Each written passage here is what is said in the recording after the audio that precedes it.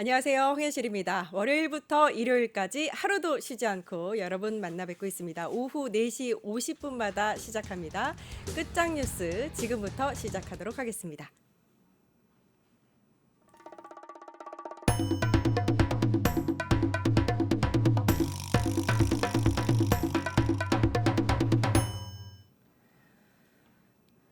네, D-Day 17입니다. 이제 오후 4시 51분이니까 16일 남았다고 해도 과언이 아니죠. 대선을 앞둔 지금 민심은 어떨까요? 위클리 민심 통해서 알아보겠습니다. 이강윤 정치평론가 나와 계십니다. 안녕하세요. 안녕하세요. 네, 정말 얼마 남지 않았는데. 그렇네요. 정말 빨리 그쵸? 가죠. 네, 시간이 빨리 가는 것 같기도 하고, 이제 어제도 댓글에 누군가가 남겨주셨는데, 시간이 요즘 너무 안 간다 하시는 분들도 계십니다. 좀 빨리 끝났으면 좋겠다. 네. 이런 분들이 계십니다. 자, 한국갤럽 여론조사 결과부터 살펴볼 텐데요.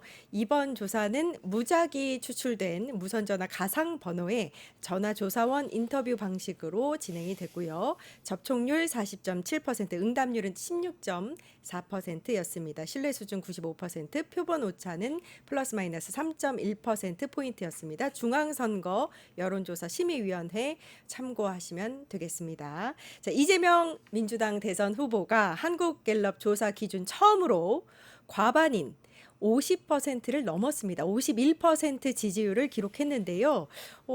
매우 유의미한 수치다. 왜냐하면 이제 여론조사에서 선거 한 15일 정도, 2주 정도를 앞두고 50% 넘었다는 건 어찌 보면 결과가 거의 나왔다라고도 볼 수 있는 거죠.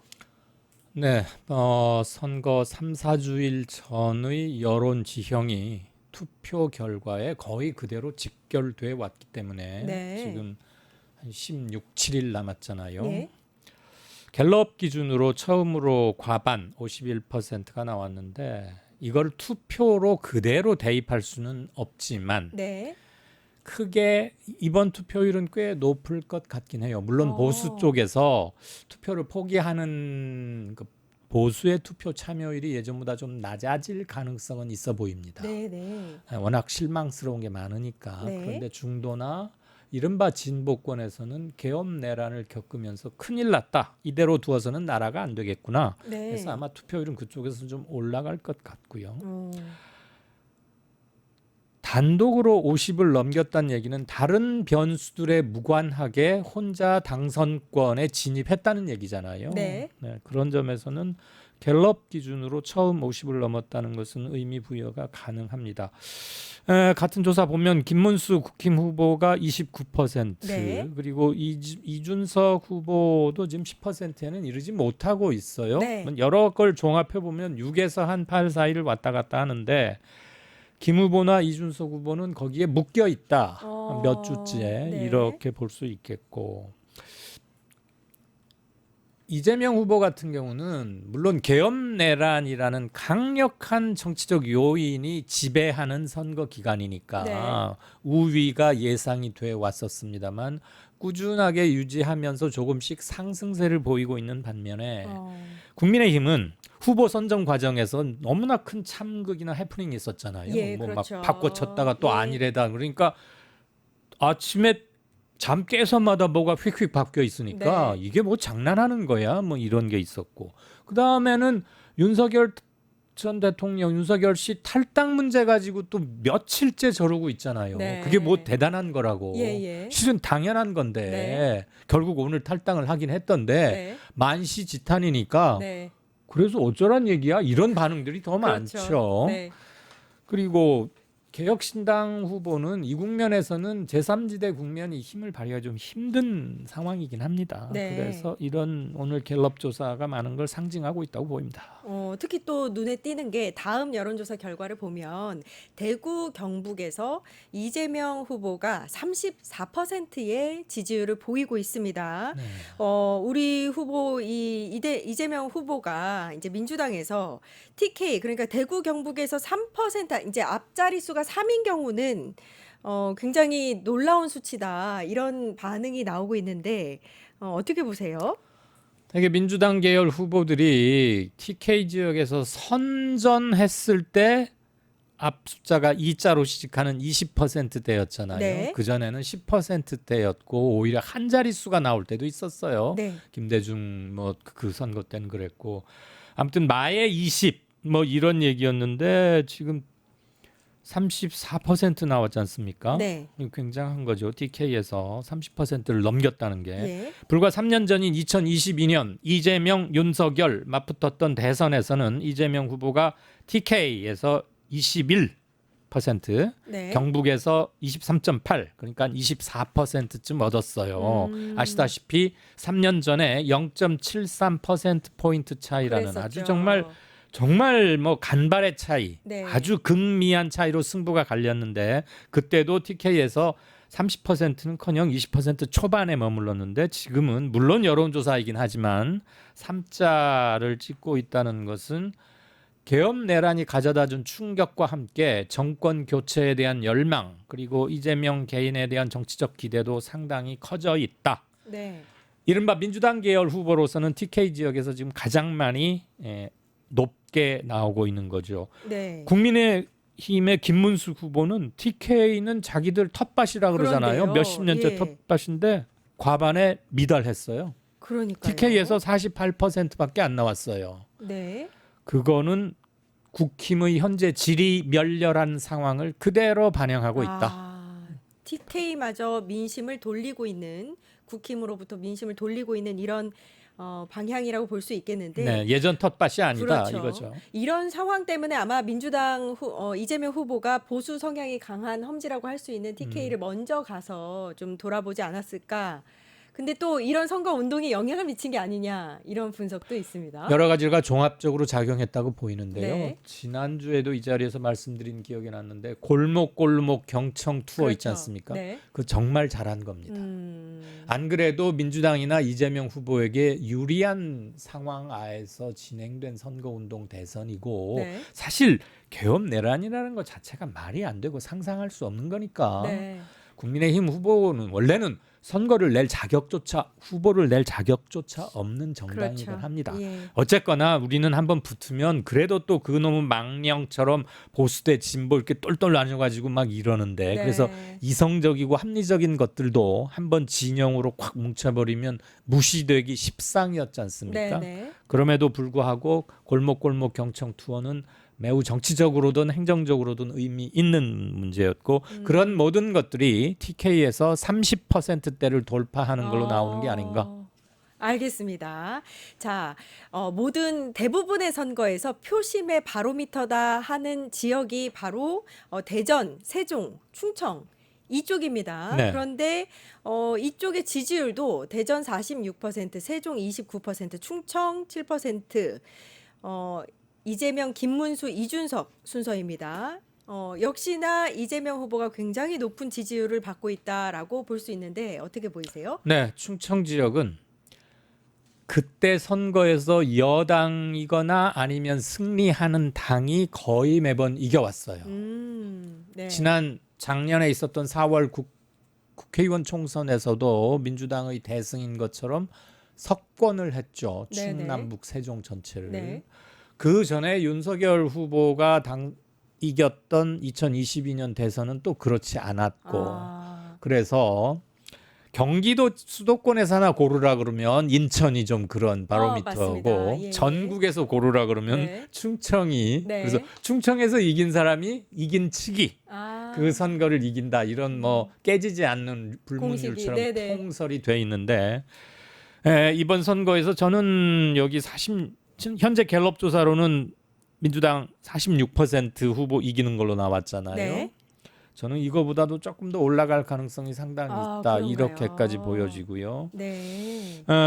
이재명 46, 김문수 29, 이준석 7% 이렇게 네네. 나왔습니다. 그런데 국민의힘이 요즘 보면 선거 치르는 정당이라고 보기가 힘들어요. 네네. 무슨 뭐 이상한 국민들은 전혀 관심조차 없거나 아직도 정신을 못 차리고 있나 그런 것들로 찌그락짜그락 그냥 낮밤을 지새고 있단 말이에요. 네. 불과 15, 16일 남았는데 국민의힘 하는 걸 보고 있으면 선거가 한 6개월쯤 후인 게 아닌가 싶을 정도로 한가하고 한심해요. 그런데 이쪽은 차분하게 이쪽이란 민주당 쪽은 그렇게 네. 하고 있는 게 역시 여론에 반영이 된다. 그리고 우리나라가 그렇게 사이즈가 큰데 아니지 않습니까? 국토는 그렇죠. 좁고 인구는 아주 많기 때문에 네. 그리고 디지털 온라인 이런 것들의 파급 확산력이 어마어마하게 잘 발달된 IT 강국에 들기 때문에 네. 한 가지 정치적 요인이 어디 거가 거기에만 국한되지가 전혀 아니고 네, 네. 반나절 사이에 그만 전국적으로 동일화되는 맞아요. 현상이 있죠. 예, 알겠습니다. 자, 그러면 한국갤럽 여론조사에서 연령별로 한번 볼 텐데요. 이것도 좀 놀라운 게 수치가 60대까지는 이재명 후보가 모두 다 앞섭니다. 그런데 70대 이상에서만 이제 좀 낮은 수치를 보이고 있죠. 그러니까 70대를 제외한 모든 연령층에서 이재명 후보가 앞선다. 이렇게 볼 수 있습니다. 네. 어떻게 보셨습니까? 여지까지는 전국 단위 선거에서는 60대 이상, 맞습니다. 60대, 70대, 80대는 그냥 보수가 먹고 들어가는 거고 거기야말로 정말 튼튼한 텃밭 네. 그리고 그냥 간신히 이기는 정도가 아니고 6, 70% 이상으로 7, 네, 80%를 석권하다시피 했는데 이게 지금 인구 성향이 고령화에 본격적으로 접어들면서 인구 구조에 상당한 변화가 일단 나타난 게 하나고 그래서 60대는 예전에 60대가 아니라는 거. 네. 둘째, 네. 지금 60세부터 한 65, 6세 사이의 분들은 본격적인 민주화 운동, 사회과학 운동, 삶의 운동으로서의 진보적인 성향 이런 것들이 본격화되기 시작한 첫 번째 세대예요. 베이비 부머의 마지막 단에도 해당하기도 하는 이분들이 60대에 접어들어서 학번으로 굳이 대학 학번 얘기를 말씀드려서 정말 죄송스럽지만 7, 8학번, 7, 7학번 그때부터 학생운동의 본격화가 시작된 거고 네. 그분들 연세가 지금 66, 7세 정도가 됐거든요. 그래서 60대의 반 이상은 운동에 대해서 매우 적극적이고 사회 변혁의 의지가 강한 분들이 일단 많아졌다. 네. 그래서 60대는 예전에 60대가 아닌데 이번 갤럽 조사에서도 그대로 드러나는 게 네네네. 60대에서 이재명 46, 김문수 45. 이겼어요. 오히려 1%포인트 아주 미세하지만 네. 오차범위 이내에 있긴 하지만 네. 이재명 후보가 앞서고 있고요. 그 밑에 세대들 20대, 30대, 40대는 물론 말할 것도 없고 예. 70대 분들은 아무래도 성향상 보수가 매우 강한 점은 아직도 있지요. 그런데 이번 제가 갤럽 조사를 보면서 느낀 게 지역별로 그리고 연령대별로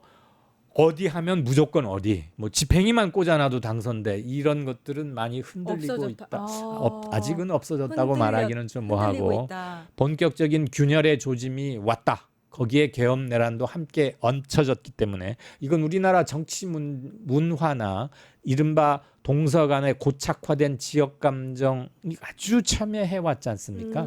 그런 것들이 열버지는 중요한 계기가 되어야 한다 이런 생각입니다. 중요한 말씀을 해주신 것 같아요. 그러니까 이번 선거를 계기로 지역별 이 약간 보수 진보가 갈라졌던 여론이라든지 연령대별로 나누어졌던 이런 지지 성향이 좀 흔들리고 있다 이런 분석을 내주신 거잖아요. 그죠? 흔들리는 단초를 확인할 수 있다 이렇고요. 60대에서 말이에요. 네. 이재명 46, 김문수 45인데 이준석은 네. 3% 정도밖에 안 나와요. 그러네요. 이준석 평균이 한 6 내지 7. 네네. 어떤 지역에선 8, 9도 나오기도 하는데 60대가 전반적으로 아직도 그래도 보수 기운이 좀 남아 있긴 한데 그런데도 네, 이준석은 건강한 개혁 보수의 리더, 새로운 주자임을 자임하고 그걸 그쵸. 굉장히 많이 자주 얘기하고 있지만 아직은 60대의 기존 보수권에는 호소를 하지 못하고 있는 것으로 보이고 개혁 성향의 사람들 60대 중에서 진보적이거나 개혁적인 성향의 분들의 이재명 지지도가 압도적이다. 그러니까 이준석은 상대적으로 낮은 거를 볼 수 있죠. 네. 70대 이상에서는 반면 이준석은 5%고 네. 김문수 52%, 네. 50을 살짝 넘겼어요. 근데 예전에 비해선 덜 나온 거 아닌가요? 물론이죠. 네, 지금 그 얘기하려고 그러는데 예전 같으면 네. 70%를 그렇죠. 넘겼어요. 네네네. 그리고 70대 이상에서도 민주당 이재명이 31%가량 나옵니다. 놀라운 일이죠. 그러니까요. 일단은 대부분의 선거에서 중요한 부분 중에 하나가 중도층입니다. 네. 중도층을 사로잡으면 승리한다라는 얘기가 예전부터 있었는데 이재명 후보도 역시 고심이 중도층을 마음을 어떻게 사로잡을까였습니다. 그런데 결과를 보니까 중도층에서 이재명 후보가 과반을 넘겼습니다. 네, 숫자로 52%예요. 숫자로 한번 볼까요? 네. 나는 중도 성향이요라고 네. 답한 사람들만 따로 이렇게 뽑잖아요. 네. 이재명 52%, 김문수 20%, 이준석 12%입니다. 네. 아까 60대나 70대에서 이준석이 3 내지 5%에 불과했는데 중도층에서는 꽤 올라오는 걸 볼 수 그렇죠. 있죠. 예. 그리고 네. 김문수 지지율이 20%밖에 안 나와요. 많이 내려갔어요. 이재명 지지도는 52%고. 예. 그러니까 아까 우리 갤럽 첫 번째 꼭지에서 전체적으로 이재명 지지가 51%로 나왔는데 네. 중도층에서는 그거보다도 살짝 조금 더 많죠. 52%. 그만큼 중도층의 향배에 있어서는 나는 평소에 특정 정당이나 특정 진영을 눈이 오나 비가 오나 그냥 무조건 묻지마 지지를 하는 사람은 아니지만 예. 이번 대선은 정권이 교체되어야 하겠고 후보 중에서는 이재명, 당에서는 민주당이어야 한다라고 생각하는 사람이 반을 훨씬 넘겼다라는 얘기인 거죠. 그 평론가님 이 결과에서 제가 또 눈여겨본 게 진보 성향이 있는 층은 84% 이재명 후보에게 지지 성향을 보였는데 네. 보수 성향의 분들은 김문수 58, 이준석 11%에서 다 해도 80% 넘지 않습니다. 69%밖에 안 되고 네. 이재명 후보가 22%로 굉장히 높은 편이에요. 보수층에서는. 결집도 네. 네네 어떻게 보세요? 각 진영별 충성도나 결집도가 훨씬 강력하다는 것이고 네네. 그만큼 정치적 메시지가 잠재적인 유권자 지금 여론조사에 응하는 사람들은 다 잠재적인 유권자라고 그렇죠. 봐야겠죠. 그리고 예, 아마 거의 다 투표할 겁니다. 네. 그 귀찮은 여론조사도 응했는데 네. 투표를 안 하겠어요. 네네. 그렇다고 보면 이들의 정치적 충성도와 결집력, 소구력이 굉장히 강하다. 그리고 이번 선거의 시대 정신이 무엇이어야 한다라는 것을 명확히 표출하고 있다고 보수마저도 네, 그렇게 생각합니다. 그렇죠. 예, 알겠습니다. MBC 여론조사를 또 살펴볼 텐데요. 지금 지지하는 후보를 계속 지지하겠다라고 답변한 부분이 이재명 후보가 91%, 김문수 후보는 89%, 양 진영 모두 지금 매우 높은 응집력을 보이고 있다. 이렇게 보면 되는 거겠죠? 그렇죠. 예. 91이나 뭐 89나 앞이 9고 뒤가 8이어서 비슷하죠. 그렇지만 예, 예. 실질적으로는 2% 포인트 차이니까 네. 우리 뭐 비슷하다고 인정해 주면 될 것 같은데 그만큼 똘똘 뭉쳐져 있고 향후에 바뀔 여지는 거의 없다. 네. 지금 사실 투표도 보름 정도밖에 안 남았으니까. 그러니까요. 사전 투표는 더 짧게 남았잖아요. 열 네. 며칠 후면. 그래서 이거는 그렇고 저는 중도를 포함한 개혁 진영에서의 투표율은 지난 2022년 선거보다도 오히려 조금이라도 올라갈 거고 보수가 지금 국민의힘 하는 걸로 봐서는 에이 짜증나 이런 사람들이 많을 거예요. 누가 봐도 참 한심하게 보이니까. 네네네. 그래서 뭐 골프 칠 때 뭐 선거하고 골프 앞에서는 머리 쳐주면 안 된다고 네. 겸손하라고 뭐 이런 얘기 쭉 나오고 이재명 후보도 그런 네. 얘기 하는 거 봤는데 물론입니다. 만사는 부려 튼튼이고 항상 겸손해야 하겠지만 여지껏의 여론조사를 종합하면 사람들의 큰 마음의 큰 부분은 어느 쪽으로 향해 있는지를 우리가 짐작하는데 그렇게 어렵지는 않겠다. 네, 알겠습니다. MBC 여론조사는요, 코리아 리서치에 의뢰해서 지난 14일부터 이틀 동안 전화 면접 방식으로 전국 만 18세 이상 남녀 1,003명을 대상으로 실시를 했습니다. 응답률은 25.7%, 신뢰 수준 95%에 표본 오차 플러스 마이너스 3.1% 포인트입니다. 중앙선거 여론조사심의위원회에서 자세한 결과를 보시고요.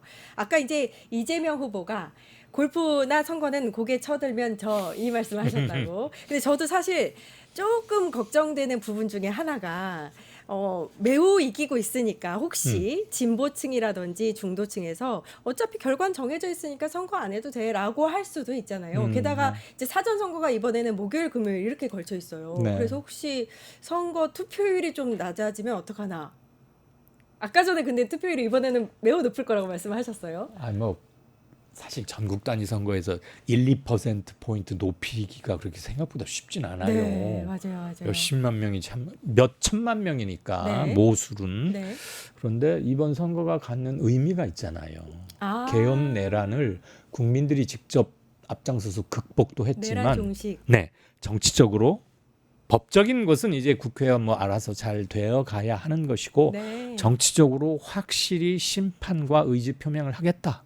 그리고 아. 주권자가 우리임을 각인시키는 의미가 있는 거 아닙니까? 그런 맞네요. 점에서 저는 투표율이 지난 2022년 3년 전 네. 대선보다 결코 낮지는 않을 것 같다. 아. 보수 쪽에선 좀 위축된 건 있지만 네. 전체적으로는 조금이라도 올라갈 것 같고, 그들이 어디로 향하고 있는지를 읽는 게 어렵지 않겠다는 거고, 조금 전에 네. 진행자께서 자세한 사항을 읽어주셨는데 오늘 MBC 여론조사가 응답률이 25%가 그러니까요. 넘긴 거였잖아요. 네, 이건 매우 25.7%. 높은 겁니다. 그러니까요. 네. 10명 중에 4명가량이 전화를 받아서 끝까지 답변을 완수해서 하나의 여론조사 샘플이 됐다는 거잖아요. 그건 굉장히 높은 겁니다.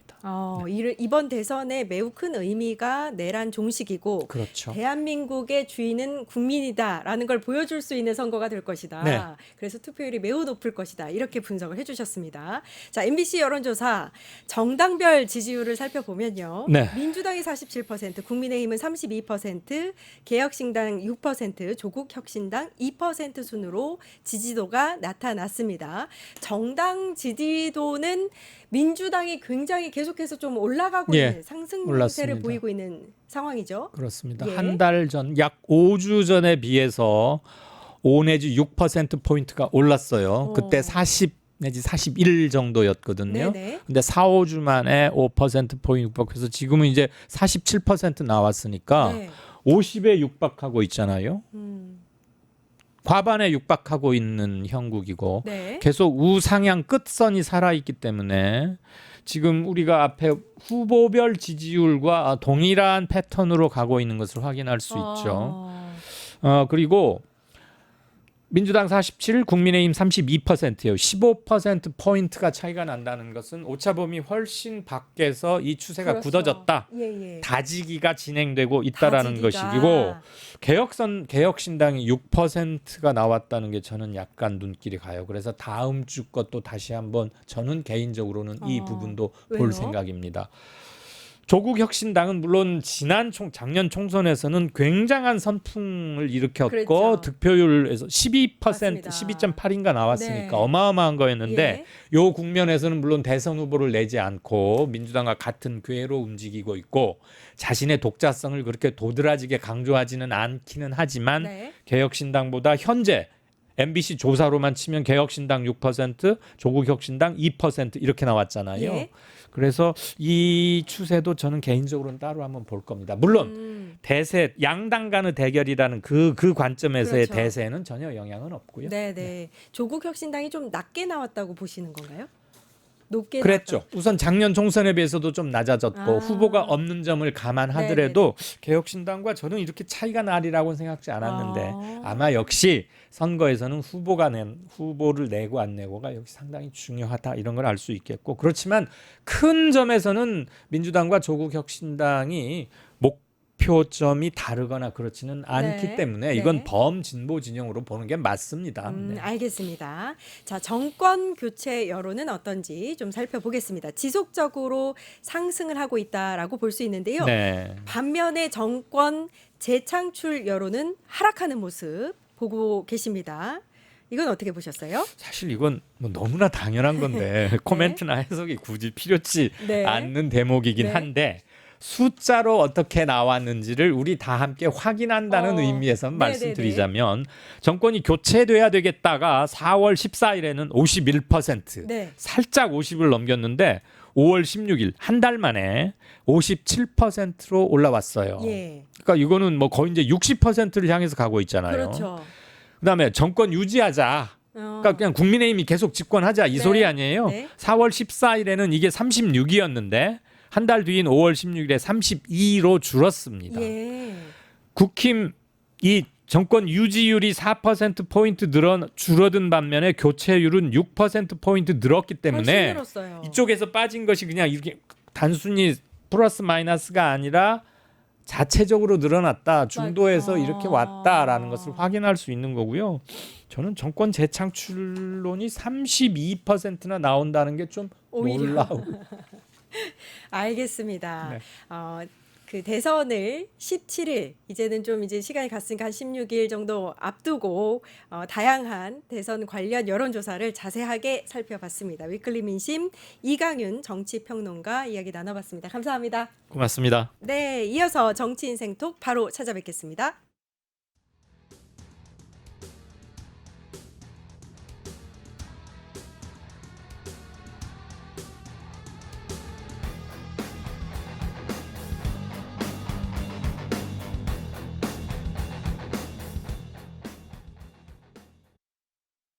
유튜브 구독하고 실시간 채팅과 댓글을 남기시면 매일매일 7,000TTCO를 드립니다. 참여 방법은 통통물 어플을 다운로드하고 회원가입과 로그인을 해주세요. 마이페이지에서 나의 회원 고유 번호를 복사해주세요. 유튜브 구독 후 실시간 채팅이나 댓글창에 고유 번호를 한 번만 입력하면 준비 끝! 지금 유튜브 채팅과 댓글 쓰기 참여하고 7,000TTCO 받아가세요. 안녕하십니까. 더불어민주당 중앙선거대책위원회 가짜뉴스 단장 김현입니다. 민주파출소 제보 및 주요 대응 현황 브리핑하겠습니다. 이재명 후보에 대한 조작 영상 등을 이용한 이재명 악마화 게시물이 유포되고 있다는 제보가 있었습니다. 해당 사례 모두 선거방송심의위원회 관련 특별규정 제5조 1항 및 제12조 3항 제16조를 위반하여 심의 신청하였습니다. 그만 보고 싶다. 이재명. 이재명 그만 보고 싶다.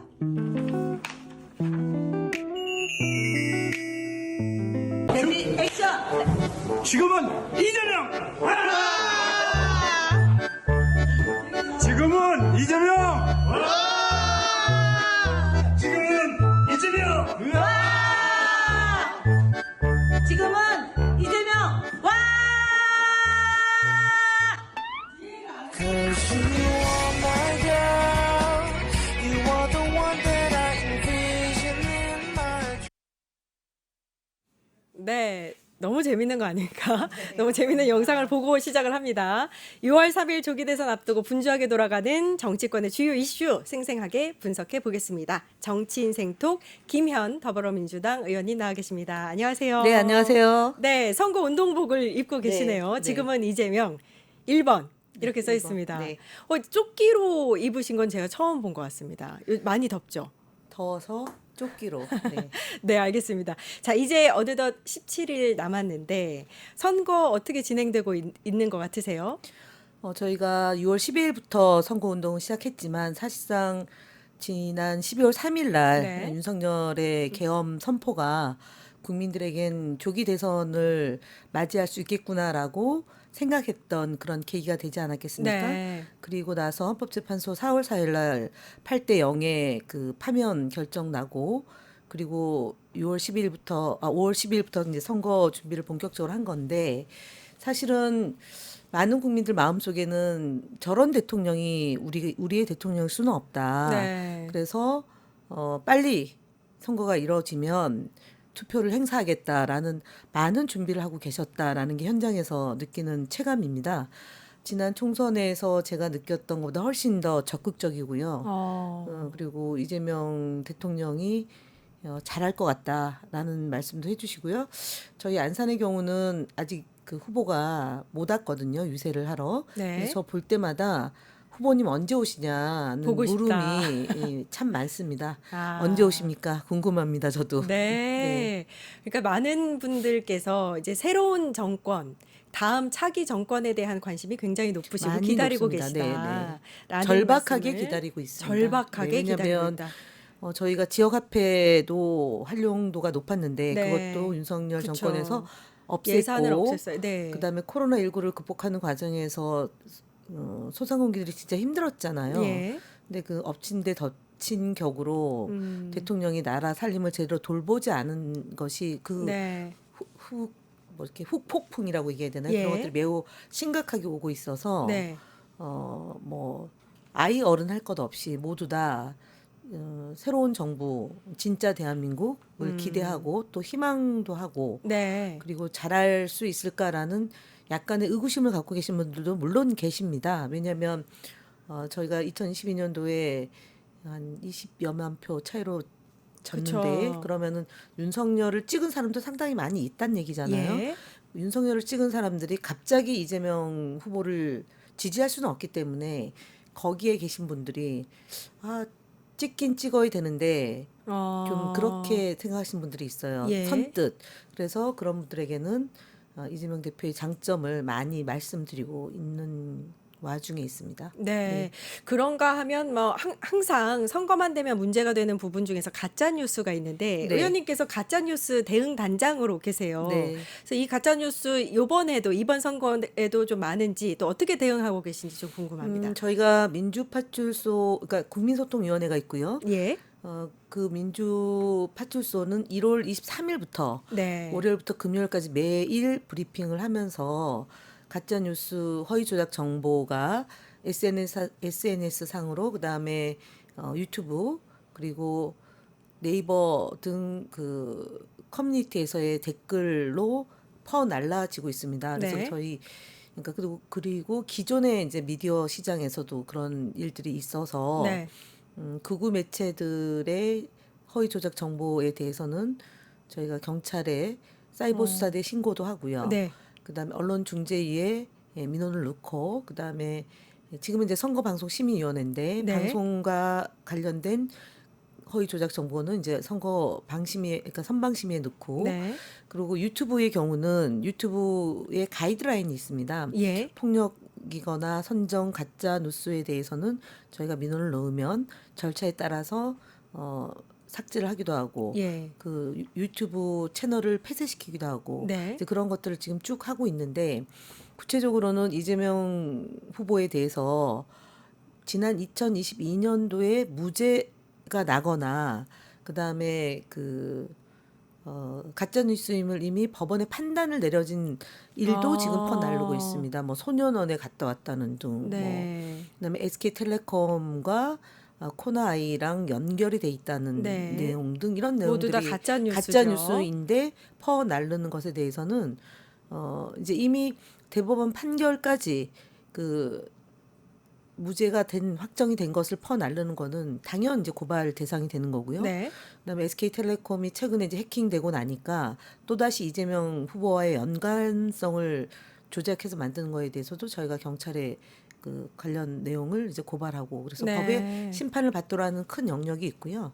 그다음에 기사를 좀 바로 잡고 정정하는 차원으로 진행되는 것도 있고 그래서 하루에 저희가 대략 뭐 많게는 3,000 건수가 제보되기도 하고요. 예. 그래요. 네. 엄청 많네요. 많습니다. 그런데 생각보다 굉장히 체계적으로 대응하고 있다라는 느낌은 드네요. 네, 저희가 오전에 주로 이제 그 내용을 종합 정리해서 네. 오후 1시 20분에 네. 월화수목금 5일 동안 브리핑을 하고요.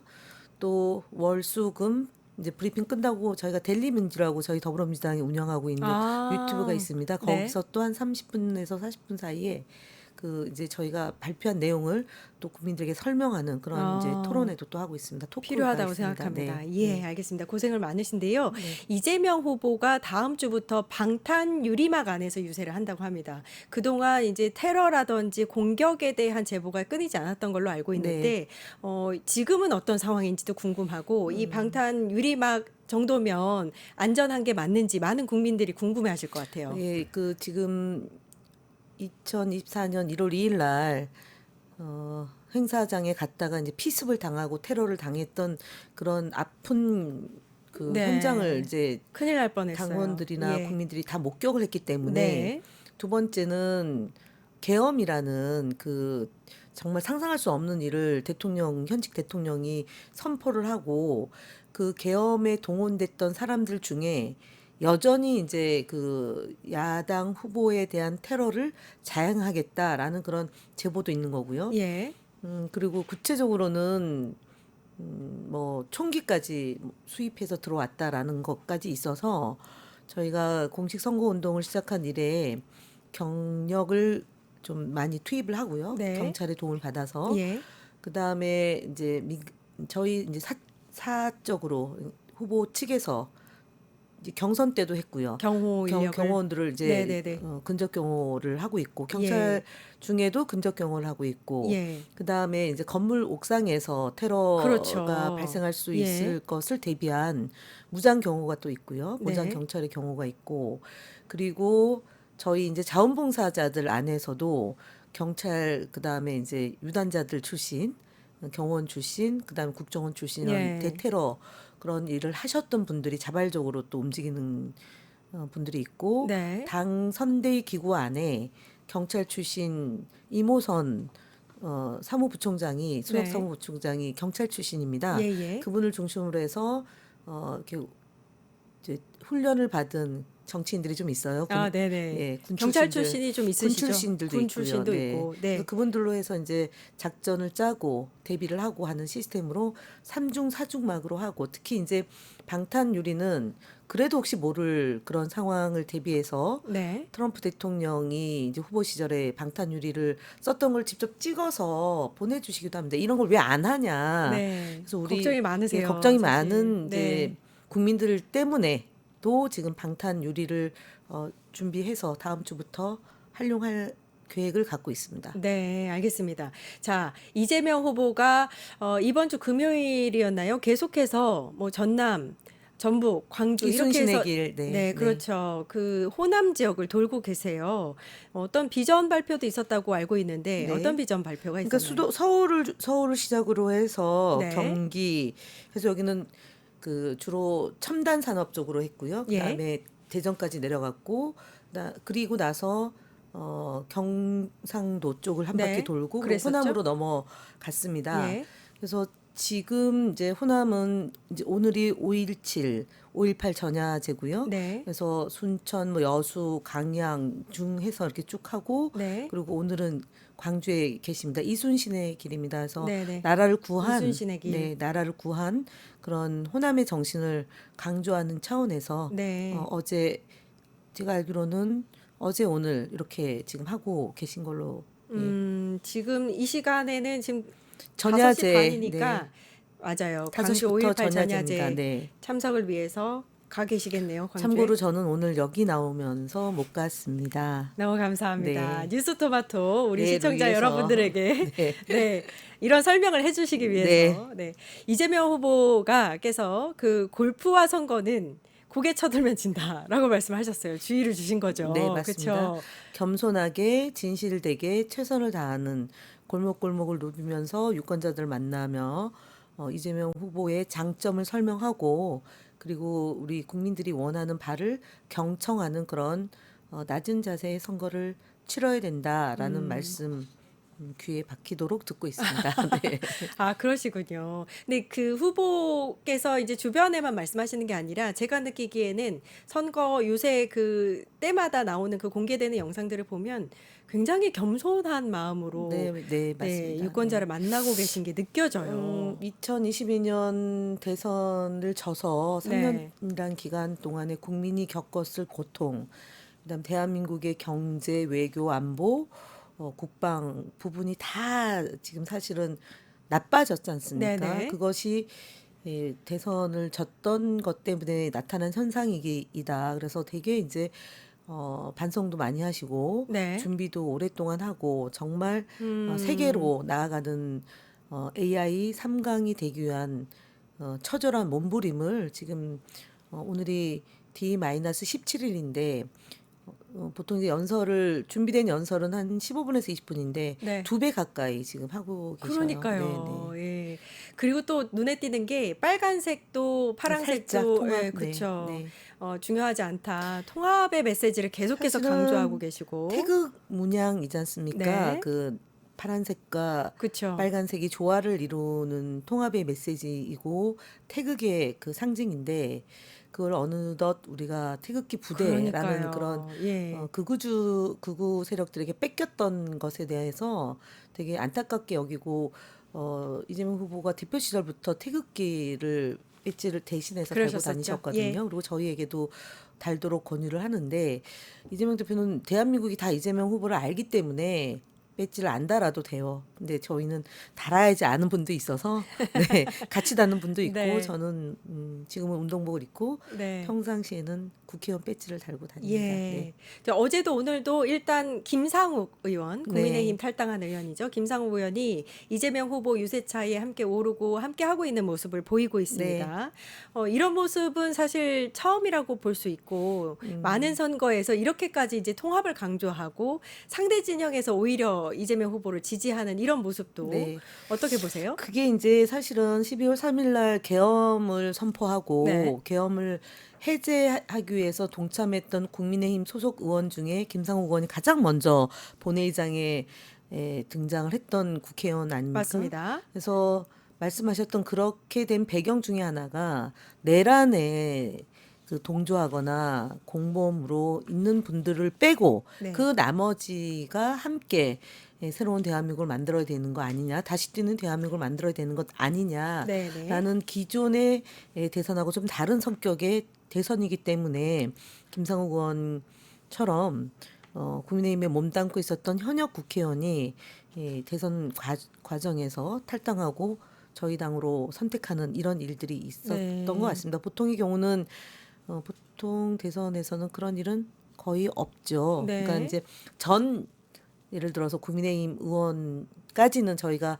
뭐 총선 때나 대선 때는 복당을 해서 함께 선거운동을 하는 경우는 있어도 그리고 야당과의 단일화 그랬었죠. 예. 그다음에 이제 비슷한 색깔과의 단일화는 있어도 그러니까 그 여야에서 이렇게 오는 경우는 되게 드문 드물죠. 현상인데 그것이 계엄 때문에 현상이 생긴 것 같습니다. 음, 계엄 때문에. 그러면은 김상욱 의원이 그러면은 혹시 입당하는 것까지 얘기가 된 건지. 지지 선언을 한다는 얘기는 탈당해가지고 있는 상황이니까 네. 같이 선거를 하려면은 뭐 그러니까 입당. 입당도 진행이 될 수 있죠. 네, 가능성이 높나요? 될 수 있지 않을까요? 네. 뭔가 뉘앙스가 있으신 것 같은데. 그런가요? 네, 알겠습니다. 어쨌든 지금은 무소속이지만, 네. 네, 뭐 그리고 울산은 저희가 취약한 지역이잖아요. 네. 네, 한 분밖에 안 계십니다. 뭔가 결정이 된 것 같은데 아니요, 그렇진 조만간 않고요. 네. 네, 알겠습니다. 네. 자, 이재명 민주당 대선 후보 또 김문수 국힘 대선 후보가 오늘 나란히 광주를 찾았고요. 내일 말씀하신 대로 5.18 기념일입니다. 자, 이 5.18을 앞두고 광주 시민들이 시위에 이 불쾌한 심정을 표출했다. 네. 이런 소식이 있었어요. 그러게요. 그 정호영이라는 사람을 영입했다가 그 이제 문제가 되니까 다시 이제 원점으로 그랬었죠. 돌렸었잖아요. 예. 정호영이 누굽니까? 5.18 계엄 쿠데타 사람 아닙니까? 네. 그런 사람을 영입을 했죠. 영입을 했던 했다가 그 취소했죠. 예. 후보가 5.18 묘역을 참배하겠다라고 얘기하는 것을 광주 시민이 과연 용납할 수 있을까? 네. 이제 이 점이고요. 그리고 대응도 되게 좀 제가 볼 때는 맞아요. 좀 천박하게 한 것 같습니다. 예, 맞습니다. 무엇을 그 사람이 뭘 안다고 그러니까 겸허하게 강주에 가서는 사실은 특히 이제 이번 12월 3일 있었던 윤석열의 계엄 선포는 네. 광주 시민들에게는 굉장히 큰 트라우마가 되고 네. 그다음에 그 외부에서 계시던 사람들 중에 5.18을 폄훼했던 사람들을 용서하기가 쉽지 않죠. 네. 그럼 이제 김문수 후보에 대해서도 마찬가지잖아요. 지금 본인은 뭐 5.18 광주 영령의 한 사람을 그 뭐 교도소에 있을 때 그 사람이 있었던 그 공간에 자기가 있었다고 하지만 지금 김문수 후보 진영이 갖고 있는 5.18을 북한군의 소행이라든지 네. 아니면은 전두환을 뭐 정치적으로 가장 존경하는 사람이라고 할지 이렇게 얘기했던 사람들이 몸담고 있는 정당의 후보지 않습니까? 그렇죠. 그렇기 때문에 이 시민들이 그 5월 정신의 아픔을 알겠느냐라는 발언은 신중치 못한 좀 망언이다라고 네. 볼 수밖에 없고요. 사실은 내일 이렇게 홀대 받았기 때문에 내일 강주를 가지 않는다라고 하는 것 같은데 네. 옳지 않습니다. 가지 않는 게 아니라 이제 사실상 그 5.18 주최 측이 후보 측에 뭐 위험이라든지 이제 경호로 문제로 안 오는 게 좋겠다라고 얘기했다고 알려져 있는데 또 오늘 5.18 묘역에서는 김문수 후보가 눈물을 흘렸다고 해요. 네. 그걸 이제 그 눈물이 진실의 눈물인지 진심이 담긴 눈물인지에 대해서 국민들이 어떻게 생각할까. 그렇죠? 그 정호용 같은 경우에는 광주 학살의 네. 그 주도자나 다름없는 사람이고 지금도 반성을 하고 있지 않잖아요. 네, 그렇죠? 그렇습니다. 김문수 후보가 벼락 뭐 출세라고 할 정도의 지지율이 오른 이유 중에 하나는 네. 국무위원들에게 그 사과할 용의가 있느냐라고 예.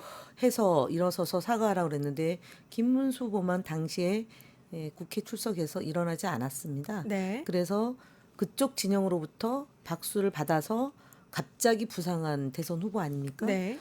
그렇기 때문에 결국은 지금 5.18 묘역에 참배를 하고 눈물을 흘렸다고 하지만 국민의힘의 후보가 되는 순간 5.18 정신을 부정하는 세력의 편에 섰기 때문에 네. 그냥 눈물은 별로 의미가 없는. 그렇죠. 네.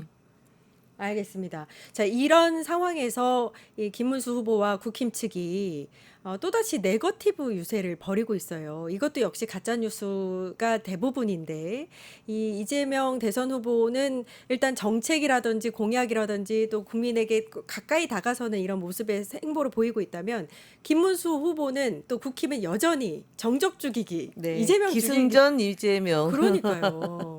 근데 그게 이제 권성동 원내대표가 이재명 망언집을 한번 만들었는데 그걸 보면서 이건 발언집이다. 네, 명언집이다. 네, 명언집이다고 하면서 되게 이제 나쁘끄러운 그런 일이 있었던 네. 기억이 있는데 권성동 원내대표나 김문수 후보가 준비가 잘 안 됐지 않습니까? 네. 대선 그러니까 조기 대선이라는 것 자체도 사실은 국민의힘은 그렇죠. 준비가 안 된 거고 네. 두 번째로는 파면을 반대했고요. 기각될 거라고 주장을 맞아요. 했잖아요. 예. 그리고 헌재의 판단을 사실은 8대 0이 될 거라고 믿지 않았기 때문에 네. 대선을 준비할 수 있는 여력이 없었습니다. 예. 그리고 한덕수가 후보가 됐다가 다시 김문수 후보가 됐다가 하는 그런 엎치락뒤치락 했던 게 불과 지난 8, 9, 10, 11 네, 사이에 지난주입니다. 벌어진 예, 예. 일이잖아요. 그러니까 저희처럼 유니폼에 이름도 새기지 못했고 네. 그다음에 선거운동 유세 차량도 제때 만들어지지 못한 그런 실정이었기 때문에 네. 정책 준비는 고사하고 음. 뭐 가끔의 이제 그 김문수 후보가 한 7초 가량의 묵음 상태의 네. 그 이제 연설도 유튜브에 짤로 돌아다니는 걸 봤어요. 예, 예. 내일 경제 분야의 토론회가 있을 네, 그쵸. 예정이니까 이재명 대표와 그 토론이 얼마나 국민들에게 평가받을 수 있는지가 여실히 드러날 수 있는 그런 토론회이지 않을까 싶고 5월 23일 날도 있고 2차 토론회가 있잖아요. 그렇죠. 그래서 아무리 기승전 이재명을 깎아내리기 위한 그런 네거티브 그 선거 캠페인을 한다 그래도 국민들은 그런 거에 이제는 속지 않습니다. 네. 방송 토론회 말씀을 해주셨는데 이번에는 국민들이 아마 방송 토론회를 눈에 불을 켜고 보실 것 같습니다. 혹시 내일. 허위 사실을 유포한다면 가만히 두지 않겠다. 네, 바로 하지 않을까. 바로 네. 즉각 대응하겠습니다. 일단 내일 저녁 8시에 네. 있죠. SBS 채널에서 경제 방송 경제 토론회가 분야. 있는데 또 혹시라도 가짜 뉴스가 있거나 허위 사실이 있으면 대응을 네, 제대로 대응 바로 하겠습니다. 해주시기 바랍니다. 네. 다음 주제로 넘어가겠습니다. 윤석열 탈당. 오늘 윤석열의 탈당 소식이 전해졌습니다. 그간 뭐 탈당을 하네 마네 탈당 시키는 애 마네 이걸로 이제 얘기를 하더니 결국에는 탈당을 했습니다. 어떻게 네. 보셨어요? 일단 제가 볼 때는 탈당을 하지 않으면 네. 제가 어제 드는 생각은 혹시 토론회가 1차 토론회, 2차 토론회를 경과하면 이준석 후보에게도 밀릴 수 있는 게 아닌가라는 그럴 그런 수도 있죠. 예. 절박한 상황 예. 때문에 그 김용태 비대위원장이 12일 첫 일성이 윤석열 전 대통령 탈당해야 된다라는 주장을 했잖아요. 네, 비대위원장. 근데 김문수는 탄핵은 잘못됐지만 탈당은 본인이 결정할 그렇죠. 문제다라고 한발 하지 뺐습니다. 않았겠습니까? 예. 그리고 어수선한 거는 지속됐고요. 그게 네. 이제 12일부터 해서 오늘까지 한 5일 동안의 상황인데 아마 국민의힘도 내부적으로 여론조사를 할 것이고요. 그다음에 여론조사 기관에서 진행되는 여론조사에 대한 분석을 하지 않을까 싶습니다. 예. 그래서 토론회를 앞두고 극약 처방이 필요했는데 그것이 바로 윤석열의 탈당. 그래서 시기가 스스로, 오늘이다. 네, 저는 그렇게 오, 보고요. 네. 그다음에 왜냐하면 이제 이준석 후보든 뭐 타당의 후보든 다 질문 내용이 그거 아니겠습니까? 네, 네. 내란의 그 탄핵을 이 잘못됐다고 하는데 1호 당원인 윤석열을 그냥 두는 게 모순인 거 아니냐라는 얘기로 집중될 수 있죠. 해야죠. 예, 그러니까 예. 이제 뭐 조치를 한 것 같고 네. 두 번째로는 윤석열 씨 입장에서 내가 나가면 당의 지지율이 떨어질 거다. 라고 말했다고 말을 합니다. 했잖아요. 근데 네. 그 지지율이 떨어져 정말 형편없어지는지 안 하는지를 봐야 되겠지만 별 변동은 없을 것 네. 같거든요. 그래서 결국은 부담스러운 윤석열 부부에 대해서 뭔가 조치를 취하지 않으면 선거를 못 한다라는 수도권의 민심이 좀 반영됐다. 국민의힘에 그런 거고 또 하나 상상을 해보면 김건희 씨에 대한 압수수색이 있었잖아요. 예. 뭔가 뭐 의혹을 제기하던 게 의혹이 아니라 사실로 드러난 결정적 증거가 있지 않았을까라는 생각도 한편으로 선긋기 있고요. 중이다, 네. 그래서. 그리고 마지막으로는 계엄 당일날 당시 윤석열 대통령이 네. 추경호 원내대표와 나경원 의원에게 전화 통화한 사실이 검찰에 맞아요. 통화 내역이 발견이 밝혀졌습니다. 됐잖아요. 그럼 예. 이게 뭐죠? 이게 왜 전화를 네. 했을까? 예. 그러면 그때 당시에 국민의힘 국회의원들이 의사당 안으로 안 들어오고 그다음에 의사당 안에 국회에 있었던 그 추경호 네. 원내대표가 당시 예. 거기 있다가 빠져나가서 국민의힘 당사로 갔습니다. 예. 그리고 한동훈 당시의 대표와 18명의 국회의원은 본회의장에 있으면서 18표로 계엄 해제에 네. 동의를 예. 한 거잖아요. 찬성표를 던졌잖아요. 그것이 결국은 뭔가 진실이 있는 것 아니냐. 계엄 해제 의결을 방해했을 네, 그렇습니다. 정황이 네, 밝혀진 네, 거죠. 네, 저는 그렇게 보니 그것까지 나오지는 않았죠. 예. 예. 근데 그렇지 않고 왜 국회에 있다가 국민의힘으로 갔을까? 그건 그러니까요. 우리가 상상할 수 있는 거잖아요. 예. 그러고 나서 국회의원 다 끌어내 네. 이렇게 된 거잖아요. 그리고 네.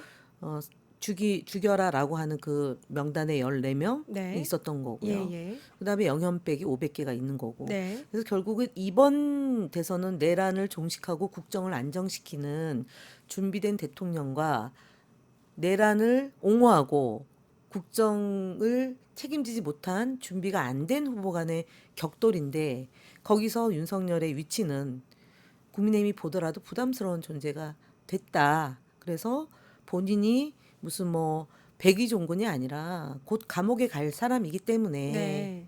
그리고 직위원 판사 문제도 또 불거지고 있습니다. 14일 날 예, 이제 예. 폭로가 됐고 네. 구체적으로 여러 정황들이 나오고 예.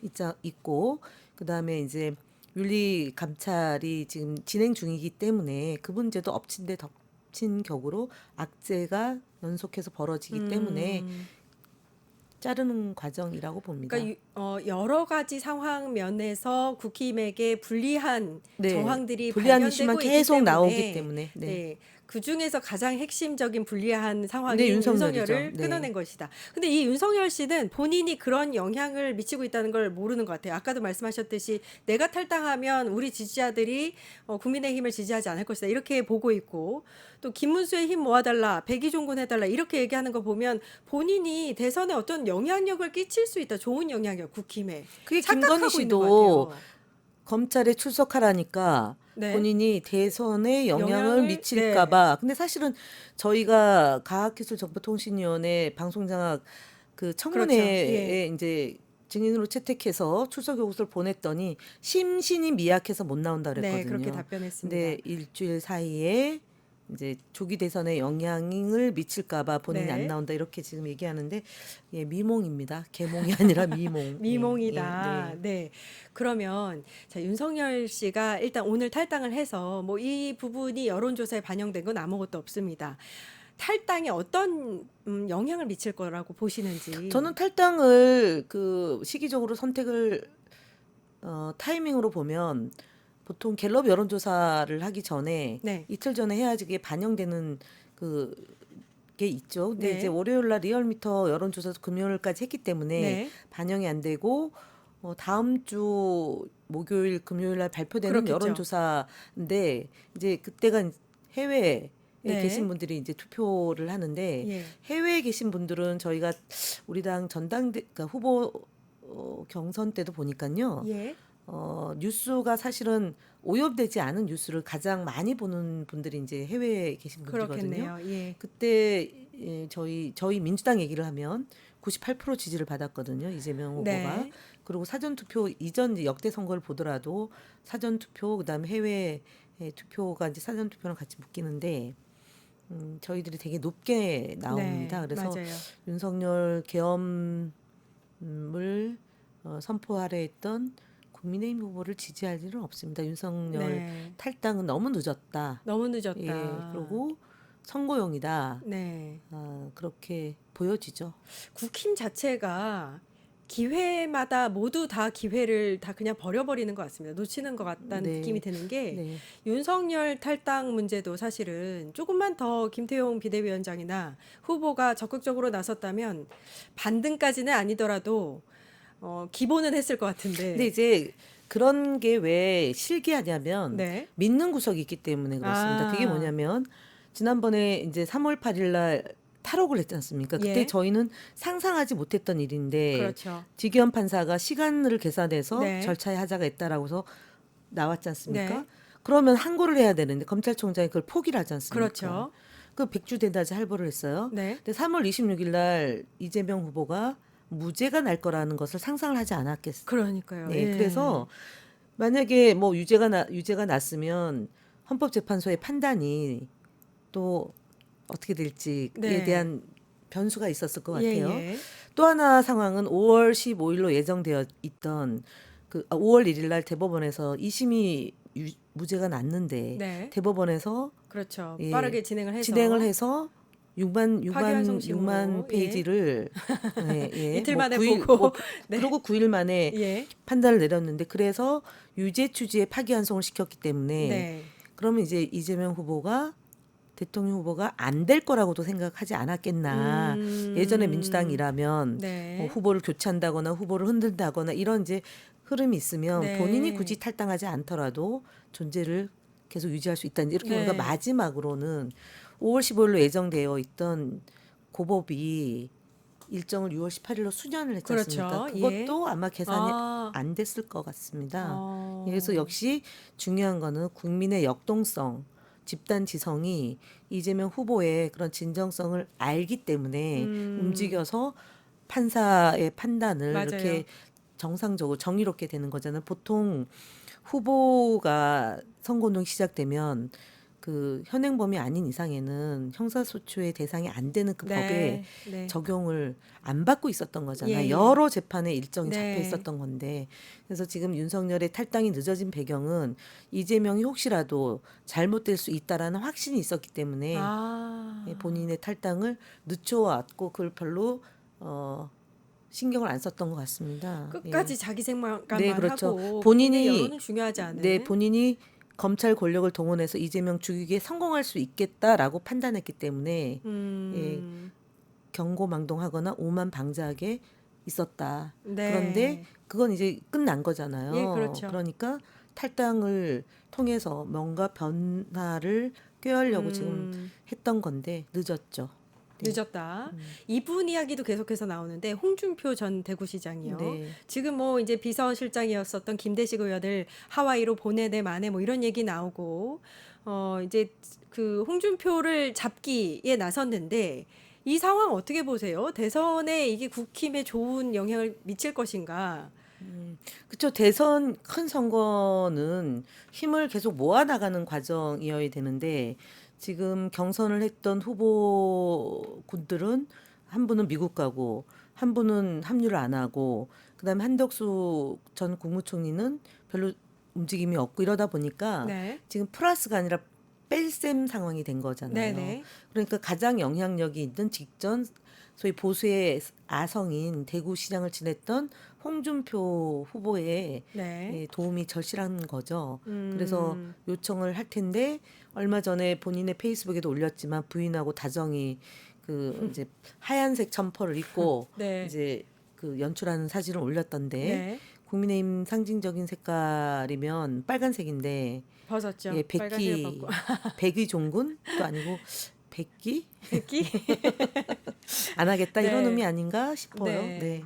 일단 뭐 아까 이제 자료 화면에도 나갔지만 문수형은 안타깝지만 오지 말라고 했다. 나는 이미 탈당했다. 네, 이렇게 맞습니다. 남긴 것도 네. 봤고 이제 확실한 상황에서 일단 국힘은 마지막까지 그 끈을 잡으려고 하는 그런 모습입니다. 그리고 또 한동훈 전 대표 이분은 요즘에 많이 바쁘세요. 유튜브 하느냐고 네, 아주 바쁘시잖아요. 새로운 영역을 아, 개척하고 정말. 계신데, 근데 뭐 그 와중에 이제 그 당원 모집을 하는 것도 사실 대선에는 관심이 없고 이후를 준비하는 거 당 아니냐 대표 도전 얘기도 내지는 나오고. 지방선거. 오늘 같은 경우 예. 윤석열이 이제 탈당하고 나서는 유세에 이제 참여하겠다라고도 했지만 역시 그것도 자기 정치를 하려고 하는 거 아니냐 이런 분석이 나옵니다. 아니 생각해 보세요. 김문수 후보가 되게 연설도 좀 어눌하고 네.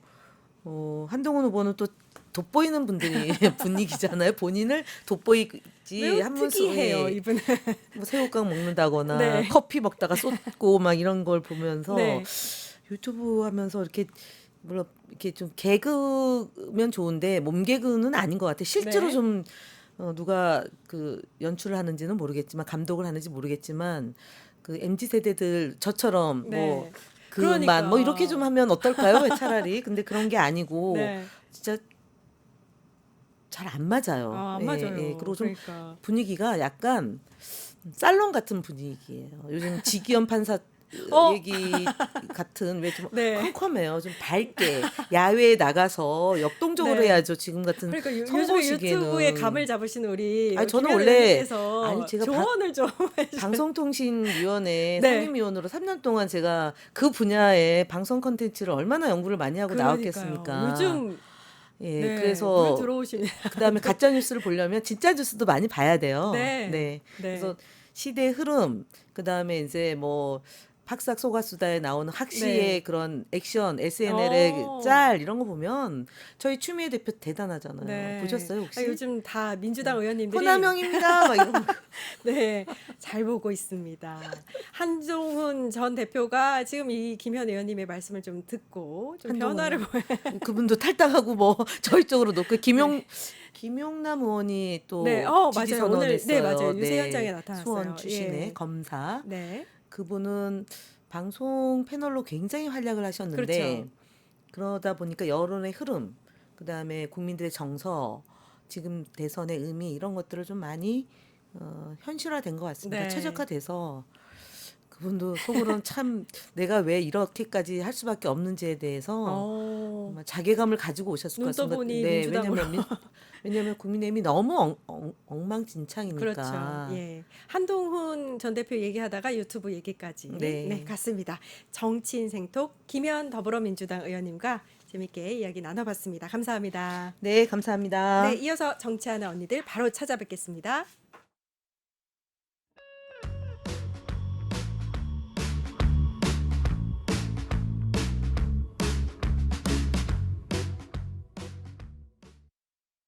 유튜브 구독하고 실시간 채팅과 댓글을 남기시면 매일매일 7,000TTCO를 드립니다. 참여 방법은 통통물 어플을 다운로드하고 회원가입과 로그인을 해주세요. 마이페이지에서 나의 회원 고유 번호를 복사해주세요. 유튜브 구독 후 실시간 채팅이나 댓글창에 고유 번호를 한 번만 입력하면 준비 끝! 지금 유튜브 채팅과 댓글 쓰기 참여하고 7,000TTCO 받아가세요.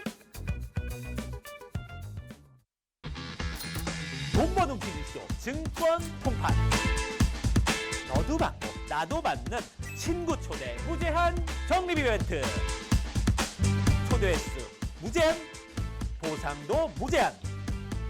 한 문제만 풀면 친구도 코인, 나도 코인.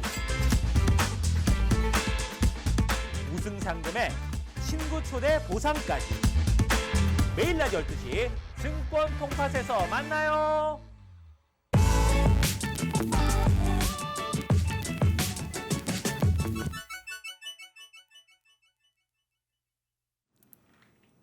네, 뉴스 토마토가 야심차게 준비한 코너입니다. 정치하는 언니들.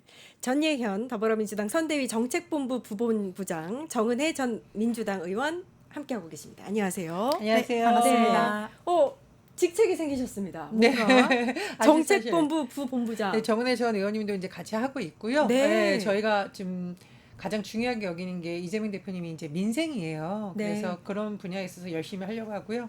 사실 오늘도 저는 현장에 나가서 의견을 조금 들었습니다. 그래서 앞으로도 그런 부분에서 국민들께 좀 도움이 되도록 노력을 열심히 하겠습니다. 책상에서만 하는 게 아니라 현장에서 의견을 듣고 네. 정책을 주도하고 계시는 두 분과 함께 네, 이야기를 나눠보겠습니다. 첫 번째 이슈는 탈당은 했어도입니다. 자, 지난 코너에서도 윤석열 씨 탈당 이야기를 했는데 일단 늦었다. 탈당의 그 기회, 그걸 이슈로 끌고 가는 기회를 놓쳤다. 이런 분석이 많았던 것 같습니다. 왜 탈당했느냐에 대해서는 여러 가지 왈가왈부 이야기들이 많은데 어떻게 보세요? 일단 이거 탈당했다고 보이십니까? 쫓겨난 거 아닐까요? 그리고 설사 쫓겨난 모양새라 하더라도 여전히 영향력을 행사하려고 들고 있고 네. 김문수 후보의 선거대책위원회의 주요 인물들이 다 친윤으로 분류된 인물입니다.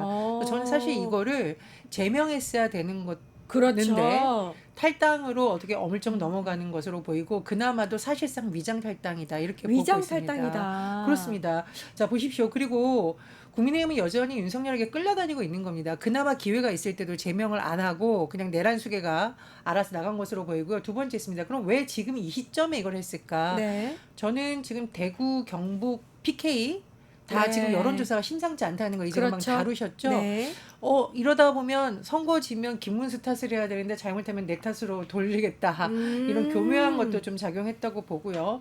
세 번째로 문제는 탈당을 하면서 그러면 국민의힘 입장에서는 조금이라도 고마워할 만한 메시지가 있어야 되는데 전혀 없습니다. 네. 김문수 후보를 지지한다는 식의 메시지가 들어가서 아마 지금 김문수 후보는 속으로 괴로워할 거 있을 거예요. 그러니까요. 제발 좀 탈당을 하려면 날 좀 도와주지 해서 오죽했으면 조경태 의원이 제발 좀 가만히 좀 제발 있어라 좀. 그랬을까 싶습니다. 네. 어쨌든 오늘 그 윤석열 전 대통령 사실 대통령 용을 쓰기가 좀 네. 민망한데 내란수의 탈당은 여전히 국민의힘이 지배를 받고 있다라는 저는 또 다른 방증으로 볼 수밖에 네. 볼수 없죠. 근데 탈당하면서 또 말 한마디를 남겼어요. 그냥 조용히 하지. 김문수의 힘 모아달라. 백의종군 하겠다. 자유주권 수호를 위해서 뭐 이런 말을 남겼습니다. 본인의 워딩이 네. 아직도 뭔가 영향력이 있을 거라고 착각하는 것 같아요. 네, 일단은 저는 탈당이 아니라 도망이다. 도망이다. 네, 도망이다라고 얘기를 하고 싶고 자유를 파괴한 자의 도주 선언이다라고 제가 오늘 페이스북에 글을 남기기도 했는데요. 특히 지금 책임을 회피하는 자의 전형적인 모습이다라는 걸로 보여집니다. 특히 지금 그 자신이 했던 그 내란 혐의 또 그 김건희 씨에 관련된 그 의혹들 그리고 사법을 방해했던 정황들 이런 법적 정치적인 책임을 이제 져야 하는데 그 시기가 왔는데 그 책임을 지려는 시기가 왔죠. 근데 본인은 백의종군을 하려고 했는데 뭐 백의종군 한다 이랬는데 저는 백기를 든 것이 아니냐 이런 생각이 듭니다. 그래서 저는 그래도 마지막까지라도 조금 멋있게 어차피 탈당하는 거 좀 멋있는 말들 멋있을 좀, 수가 없어요. 네, 할 수 있지 않았을까? 네. 네, 어차피 나가는 거 근데 마지막까지도 좀 추한 모습을 네, 찌질했다. 찌질했다. 좀 그럼 안쓰러웠다. 알겠습니다. 네, 그렇습니다. 윤석열 씨의 탈당에 대해서는 모두 다 위장 네. 탈당이다, 도망이다 이렇게 평가를 해주셨는데 탈당 선언을 하면서 또 남긴 한마디가 자유 법치를 지켜달라. 자, 우리 본인- 헌법재판소 주문 피청구인 대통령 윤석열을 파면한다. 네. 헌법재판소의 이 한마디에는 윤석열 당신은 헌법 파괴범이야를 아주 돌려서 말씀하신 거잖아요. 그렇죠. 한마디로 헌법 파괴범이 무슨 자유 법치 어쩌고 얘기를 합니까? 네. 말도 안 되는 거고요. 누가 이런 말 하더라고요. 이건 마치 푸틴이 나는 비폭력주의자 간디를 존경한다라는 말을 들었을 때처럼 어이가 없다. 네. 마치 전두환이 나는 군부 독재를 반대하고 민주주의를 수호한다라는 말처럼 똑같죠. 화가 난다라는 예. 오죽하면 그렇습니까? 그리고 예. 이제 최민희 의원님도 잘 지적을 하셨던데 사실 그러면 윤석열은 왜 이렇게 뻔뻔하게 나올 수 있을까? 잘 보세요. 김은수 후보의 선대위원장이 권성동 네, 의원입니다. 네. 본인의 최측근. 그리고 지금 보니까 김은수 후보 캠프 솔직히 말하면 윤석열 캠프라고 해도 이상하지 않을 정도거든요. 네. 그러니까 본인은 여전히 자신만만한 거죠. 그래서 저는 윤석열의 책임이 가장 크지만 지금 이렇게 윤석열이 계속 뻔뻔할 수 있는 데에는 국민의힘의 지금 태도도 상당히 문제가 맞아요. 있고 책임이 예. 있다고 봅니다. 네. 그 윤석열 씨가 계속해서 국힘 선거에 뭔가 개입하려는 듯한 모습을 보이고 있다라는 평가가 이어지고 있는데 네. 향후 이분의 거취는 어떻게 보시는지. 일단 본인이 뭐 대선 승리를 위해서 탈당을 한다 이렇게 네. 얘기를 하는데 이게 지금 거의 저는 정치적인 파산자로서 최후의 몸부림이다 이렇게 생각을 하는데요.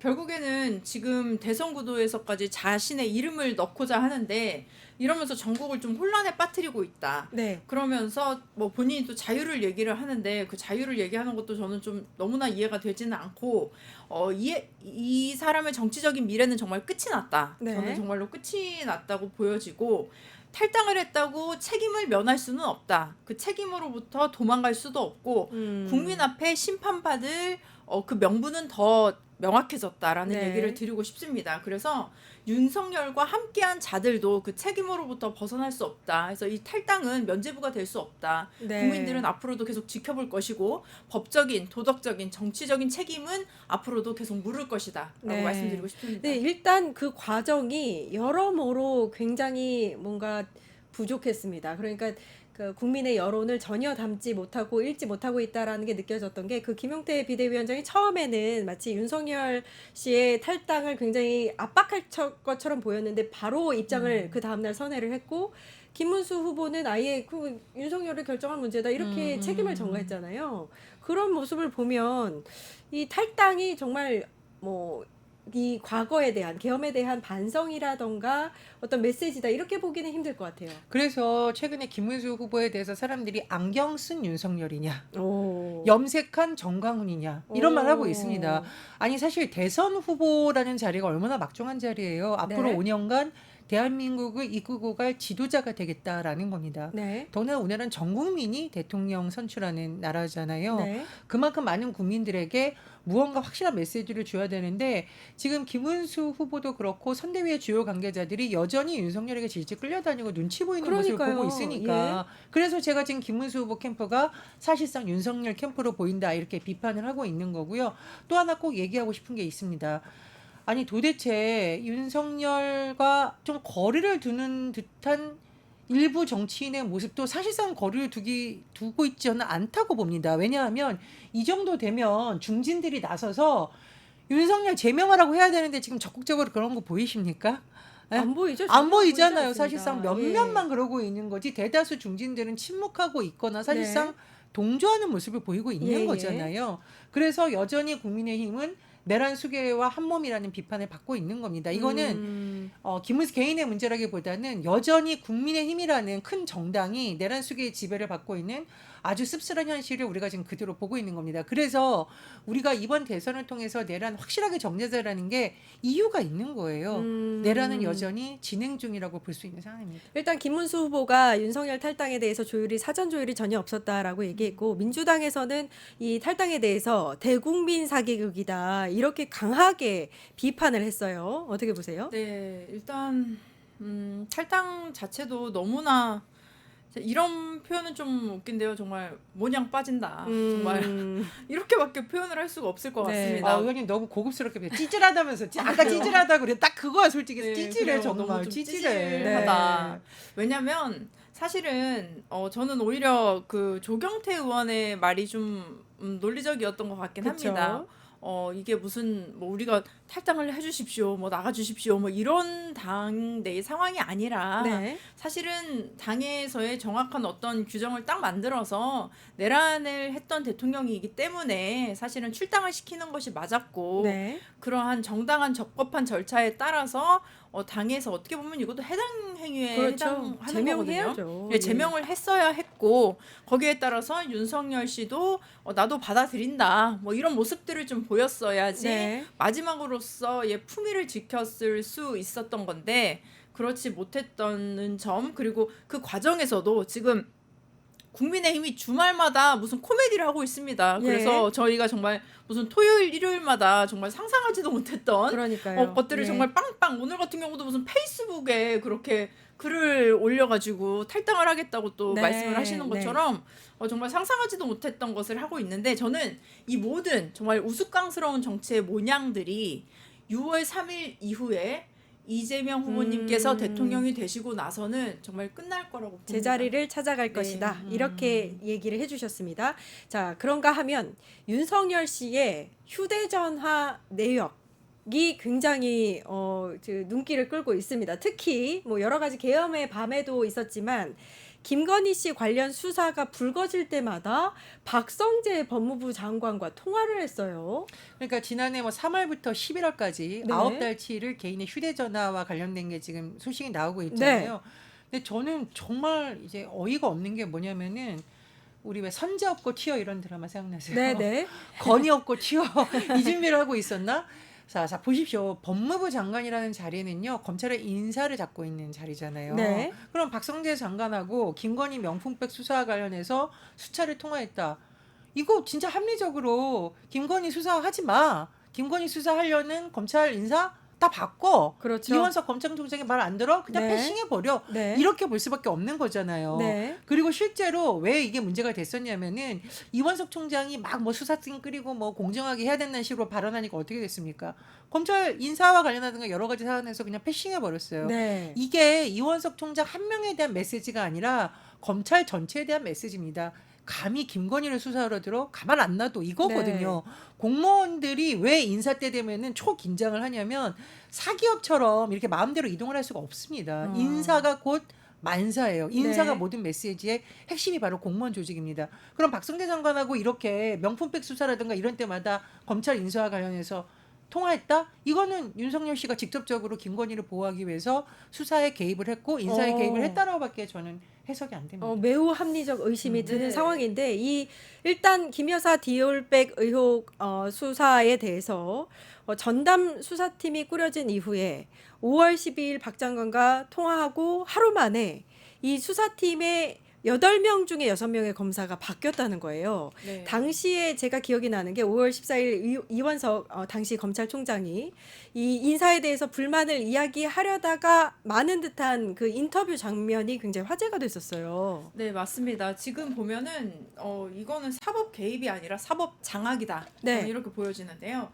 수사의 중립성과 독립성은 민주주의의 마지막 보루인데 이것이 무너졌다라고 보여집니다. 말씀하신 대로 수사 직후에 또 인사 직전에 그리고 지휘부 교체 앞에 이렇게 통화 내용이 그러니까 통화를 했다는 이제 기록이 남겨져 있는데 이거를 뭐 단순한 우연이다. 뭐 지금 법무부와 이제 대통령과 장관 간의 통화는 뭐 통상적인 업무다. 뭐 이렇게 얘기를 하고 있는데 이 시기 자체가 그럼요. 우연이 아니라 의도된 통제로밖에 볼 수밖에 없습니다. 네. 그렇기 때문에 말씀하셨던 그런 날짜들 그리고 그 통화됐던 횟수 그리고 그 통화 전후로 있었던 그 관계들을 살펴봤을 때는 충분히 저희가 의혹을 제기할 수밖에 없는 상황이고 이 부분도 저는 이제는 조금 더 속도를 내서 수사가 진행이 되어야 할 거라고 생각합니다. 네. 아니, 근데 저는 너무 화가 나는 게 예.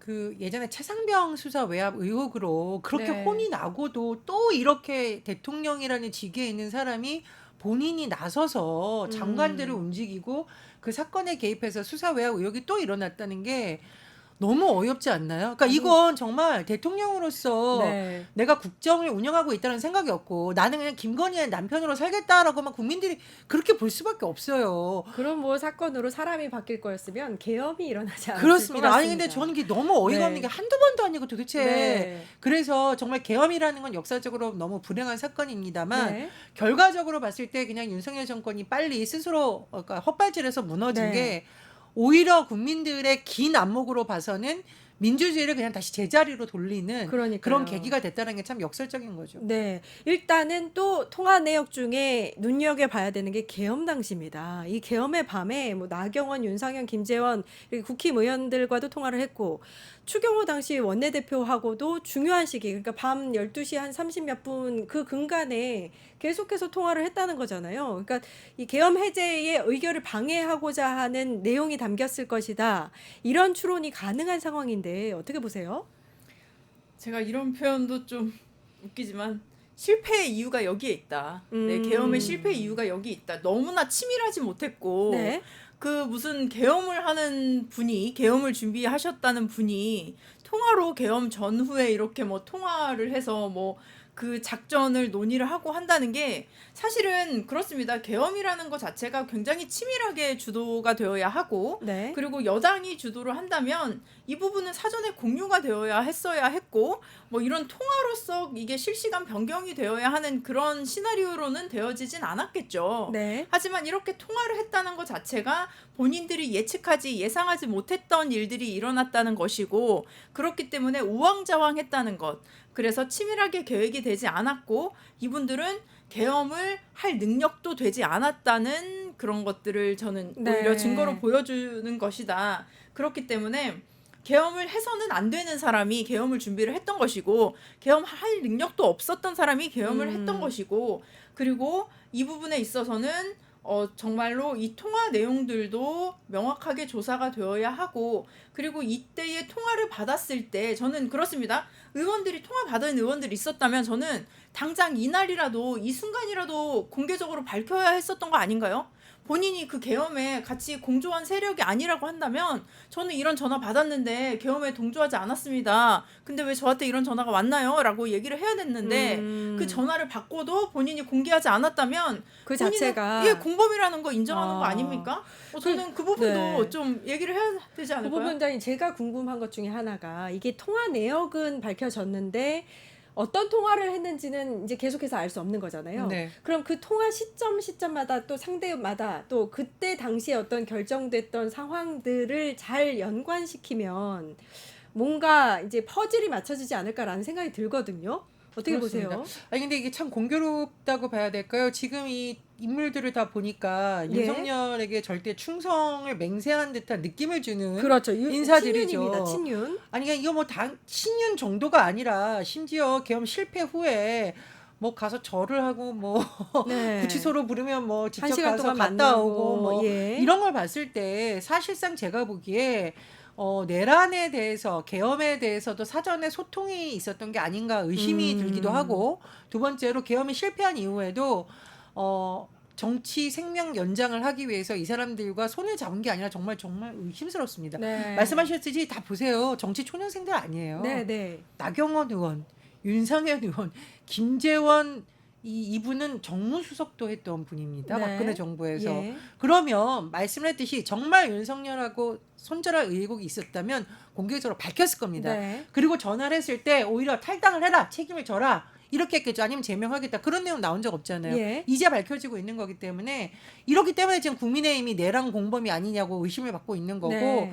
국민의힘을 위해서라도 이 부분은 철저한 수사를 맞아요. 통해서 진실을 밝혀줘야 됩니다. 이거 지금 뭐 나중에 당대표 바뀌고 뭐 또 비대위 들어오고 난리 난다고 정리되는 게 아니에요. 그러니까요. 그게 중요해요. 그러니까. 이런 인사들이 계속 당을 장악하고 있고 이런 인사들이 계속 국민의힘에 있는 한 국민의힘은 절대로 바뀔 수가 없습니다. 맞아요. 김용태 비대위원장 한 명 온다고 바뀌어요? 김용태 비대위원장이 지금 말 몇 마디 했다가 지금 이 표현이 좀 굉장히 거칩니다만 꼬리 내리고 있잖아요. 그렇죠. 말 계속 바꾸고 있잖아요. 젊은 사람 한두 사람 보여주기 식으로 낸다고 당이 바뀌는 게 아닙니다. 이런 사람들 반드시 네. 제대로 수사해서 진실 밝혀야 됩니다. 의원님 추경호 의원은 매우 조용해요. 근데 이분이 만약에 그날 내란의 밤에 국힘 쪽에 18명 의원이 본회의장에 없었다면 해제가 안 됐다면 그럼 정말 큰일 나는 거였었는데 추경호 의원이 계엄 해제에 명백하게 방해를 했다는 정황이 발견이 된 거잖아요. 이게 증거거든요. 사실 당사에 다 모이라고 네. 하고 묻고 있었으니까. 어떻게 보세요?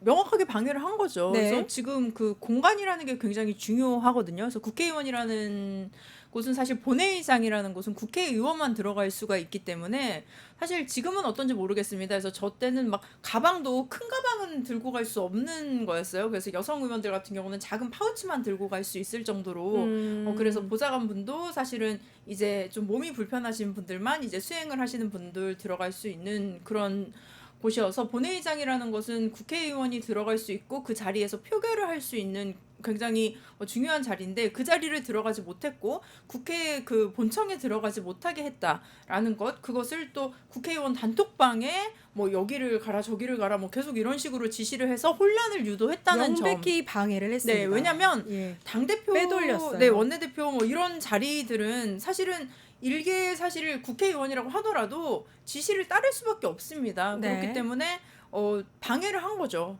네. 그렇다면 내란에 동조한 세력이 분명하고 예. 여기에 의한 저는 처벌도 당연히 네. 받아야 한다. 또 잊지 말아야 되는- 원내대표. 네. 원내대표가 뭡니까? 의원들이 선출해서 뽑은 의원들의 지도자이에요. 네. 그러면은 그 당시에 적극적으로 움직이지 않은 가장 큰 책임은 원내대표한테 있는 거고 지금 윤석열과의 통한 내용을 보면 상당히 의심스럽다. 그래서 말씀해 주셨듯이 이거는 정말 반드시 밝혀야 됩니다. 예. 그렇지 않으면 국민의힘 뭐 몇 명 사람 바뀐다고 바뀔 수 있는 문제가 아니라고 봐요. 또 하나 밝혀야 되는 게 김건희 씨에 관한 여러 가지 의혹들입니다. 특히 또 사실 다 심각하지만 심각한 것 중에 하나가 건진법사와 통일교 전 간부 사이에 청탁 연결고리, 그러니까 샤넬백도 받고 뭐 6천만 원짜리 목걸이도 받고 뭐 이런 의혹들이 있지 않습니까? 요거 연결고리를 찾을 수 있는 그 시점이 언제일지 샤넬콜이 압수수색 들어갔단 말이에요. 그러면 여기에서 좀 어떤 증거물이 나올지 어떻게 보세요? 저는 과거에 윤석열 검찰이 조국 전 장관과 정경심 여사 수사할 때 기억나십니까? 예. 그 집에 가서 네. 자녀들의 일기장까지 압수수색 해갔다라는 예. 얘기 들은 적이 있습니다. 그때처럼 하면 됩니다. 음. 검찰이. 예, 정말로 이게 정말 우리가 좋은 의도에서 그렇게 철저하게 수사했던 거라면 검찰이 만약 그랬다면 이 김건희의 샤넬 가방과 무슨 다이아몬드 뭐 이거와 관련해서도 그 정도 수준으로 하면 됩니다. 근데 그동안 검찰이 제대로 안 했다라는 지금 의혹을 사고 있는 거고요. 어쨌든 제가 보기에 그냥 제 개인적으로는 왠지 받았을 것 같은 생각은 들어요. 왜냐하면 좀 말하기 조심스럽지만 추정입니다. 추정. 네, 추정. 합리적으로 의심이 된다. 왜냐하면 김건희 여사가 명품백 관련한 논란이 예전에도 있었잖아요. 디올백. 그리고 뭐 양주도 있었는데 뭐 그걸 없애버렸다 이런 식으로 말도 안 되는 걸 하기 때문에 네. 국민들의 입장에서 보기에는 상당히 이게 실제로 받은 것이 아닐까라는 의심이 들 수밖에 없는 거고 지난번에 그 집을 압수수색했을 때 그러니까 부부 사저 그리고 코바나 컨텐츠 사무실을 압수수색했을 때 물품을 찾지 못했기 때문에 아마 이제 샤넬 코리아까지 가서 뒤지고 있는 건데요. 네. 저는 이거 검찰의 의지를 갖고 있으면 밝힐 수 있다라고 봅니다. 이게 예. 무슨 뭐 100만 원짜리도 아닐 거고요. 있을 거라고 봅니다. 반드시 밝혀야 될 것 중에 또 하나가 네. 김건희 씨 일가에 대한 특혜 의혹, 그러니까 서울 양평 고속도로 노선 변경, 종점 변경에 관련한 의혹인데 이게 이제 계속 수사가 지지부진하다가 22개월 만에 강제 수사에 나섰다 이렇게 밝혀지고 있습니다. 어떻게 보세요? 네, 일단은 저는 근데 그 샤넬백 관련해서도 좀 한 가지 좀 말씀을 그냥 간단히 드리고자 하면은 이게 단순히 저희가 무슨 뭐 명품백, 다이아 목걸이 이런 게 좀 네. 사치의 문제는 아니라고 생각을 합니다. 그렇기 때문에 이 부분에 있어서는 검찰이 지금 좀 늦긴 했지만 특히 뭐 통일교와의 문제점들 이런 부분들은 저는 철저하게 수사를 해야 된다고 생각합니다. 네. 그리고 양평 고속도로 같은 경우는 지금 22개월 만에 그렇죠. 네, 압수수색이 되었는데 너무나 많이 늦었습니다. 그리고 예. 노선이 박힌 위치가 너무나 공교롭게도 김건희 씨의 일가 땅 이제 근처라고 하죠. 네. 이것도 우연이라고 하기에는 국민의 눈이 이제는 너무나 많이 깨어져 있습니다. 너무나 네. 많이 깨어나 있고요. 그래서 이제 특혜 공화국이 아니라 정말로 상식 공화국이 되어야 한다라는 측면이 있고 누구나 법 앞에 만민이 평등해야 하는 거죠. 그리고 이제는 너무나 그 지도라든지 이런 것들이 투명하게 공개가 되어 있기 때문에 국민 여러분들도 공정이나 상식이라는 측면에서 잘 아시게 될 거라고 봅니다. 그래서 이제는 그 관련된 이제 검찰에서도 이제 수사들이 이루어질 것이고 이 확보한 증거들이 지금 충분히 좀 있는 걸로 보여집니다. 그래서 이 부분에 있어서도 소환 조사나 그런 관련자들에 대한 수사들이 이루어질 것으로 저는 예상됩니다. 이 그 서울 양평 고속도로 관련해서는 사실 조사가 한 번 있었습니다. 자체 조사였는지 국토부 말씀하시는 국토부였나요? 거죠? 그렇죠. 네. 국토부 자체 조사에서 그래서 이게 처벌이 굉장히 미미하게 이루어졌던 걸로 기억이 나는데 사실 이 그 김건희 씨의 땅, 그 일가의 땅 주변으로 왜 종점이 바뀌었느냐가 핵심인데 그 부분은 전혀 건드리지 않았어요. 가장 중요한 건 누가 왜 그랬느냐 그렇죠. 이잖아요. 예. 뭐 디테일한 거 뭐 그게 중요한 게 아니라 왜냐 이게 얼마짜리 사는요? 1조 7천억 원짜리입니다. 아. 이게 정말 당군 일의 최대의 사기가 될 수도 있는 건데 이 사건이 다른 사람도 아닌 김건희라는 사람이 연루됐고 네. 그 일가가 연루되었다는 의심을 사고 있으면 국토부가 더 철저하게 했었고 검찰이 더 철저하게 밝혔어야 했는데 안 했단 말이에요. 네. 이거 지금 시민단체가 문제 제기해서 그나마 뒤늦게라도 지금 나서는 모양새가 된 겁니다. 그랬죠. 그래서 제가 보기에는 관련자들에 대한 수사도 있어야 되지만 국토부에 대한 수사도 반드시 이루어져야 된다. 원희룡 전 장관도 당연합니다. 원희룡 예. 장관이 이거 뭐 백지화 시키면 마치 없었던 일인 것처럼 얼렁뚱땅 넘어가려는데 그렇지가 않습니다. 예. 1조 7천억 원짜리 대국민 사기가 될 수도 있다니까요. 네. 오히려 지금 철저하게 밝히는 게 국토부 공무원들도 바랄지도 몰라요. 왜냐 다시는 이런 일 일어나지 않기 위해서라도 예. 밝혀야 됩니다. 어쨌든 수사를 제대로 해야 서울 양평 고속도로를 만들어주세요 하던 주민들도 이제 좀 마음이 놓일 거고 도대체 왜 이렇게 네. 됐는지 국토부도 오히려 신뢰를 회복할 수 있을 거라고 봅니다. 알겠습니다. 자, 이슈 두 번째로 넘어가겠습니다. 지기현 공수처 고발입니다. 자, 윤석열 씨 내란 우두머리 혐의 사건을 심리하고 있는 지기현 부장판사 공수처에 고발을 당했습니다. 이 유흥주점에서 접대를 받았다 이런 의혹이 상당한 증거물을 토대로 제기가 되고 있습니다. 어떻게 보세요? 이거 당연히 진상조사 제대로 해야 되고요. 예. 그리고 재판에서도 배제돼야 됩니다. 제가 왜 그러냐면 사람들이 자꾸 이거 정치적으로 해석을 하는데 한번 시민들에게 물어볼게요. 직무와 연관돼서 향을 받은 것으로 의심되는 판사가 당신을 지금 재판하고 있습니다. 이 재판 결과 받아들이라고 하실 수 있어요? 못합니다. 아니 이거 사법부 전체가 우스워지는 거예요. 네. 그래서 제대로 진상조사하고 다른 사건도 아닌 내란 사건과 관련한 국가적 명운과 관련된 재판에서 배제하라는 겁니다. 자 보십시오. 일반 공무원들 중에도 심각한 비위 혐의가 있는 사람들은 그 업무에서 배제합니다. 예를 들면은 조그만한 1,000만 원짜리 사업 관련한 거라도 그 사무관이 뭔가 직무와 관련된 향응이 연루됐다. 그럼 배제하는 게 상식이에요. 바로 했었어야죠. 그런데 다른 것도 아니고 내란 사건과 관련된 재판, 전 국민의 관심이 집중된 재판, 국가의 명운과 민주주의를 다시 세우냐 마냐의 재판인 이런 게 제기됐다면 당연히 재판에서 대법원이 오히려 먼저 나서서 배제를 했어야죠. 네. 더군다나 그동안 대법원은 국민들에게 많이 지탄을 받을 만한 일이 있었지 않습니까? 네. 이재명 후보에 대한 재판에 대해서는 그렇게 난리를 치더니 왜 이 사건에 대해서는 문제가 있는데도 감싸는 듯처럼 보이느냐.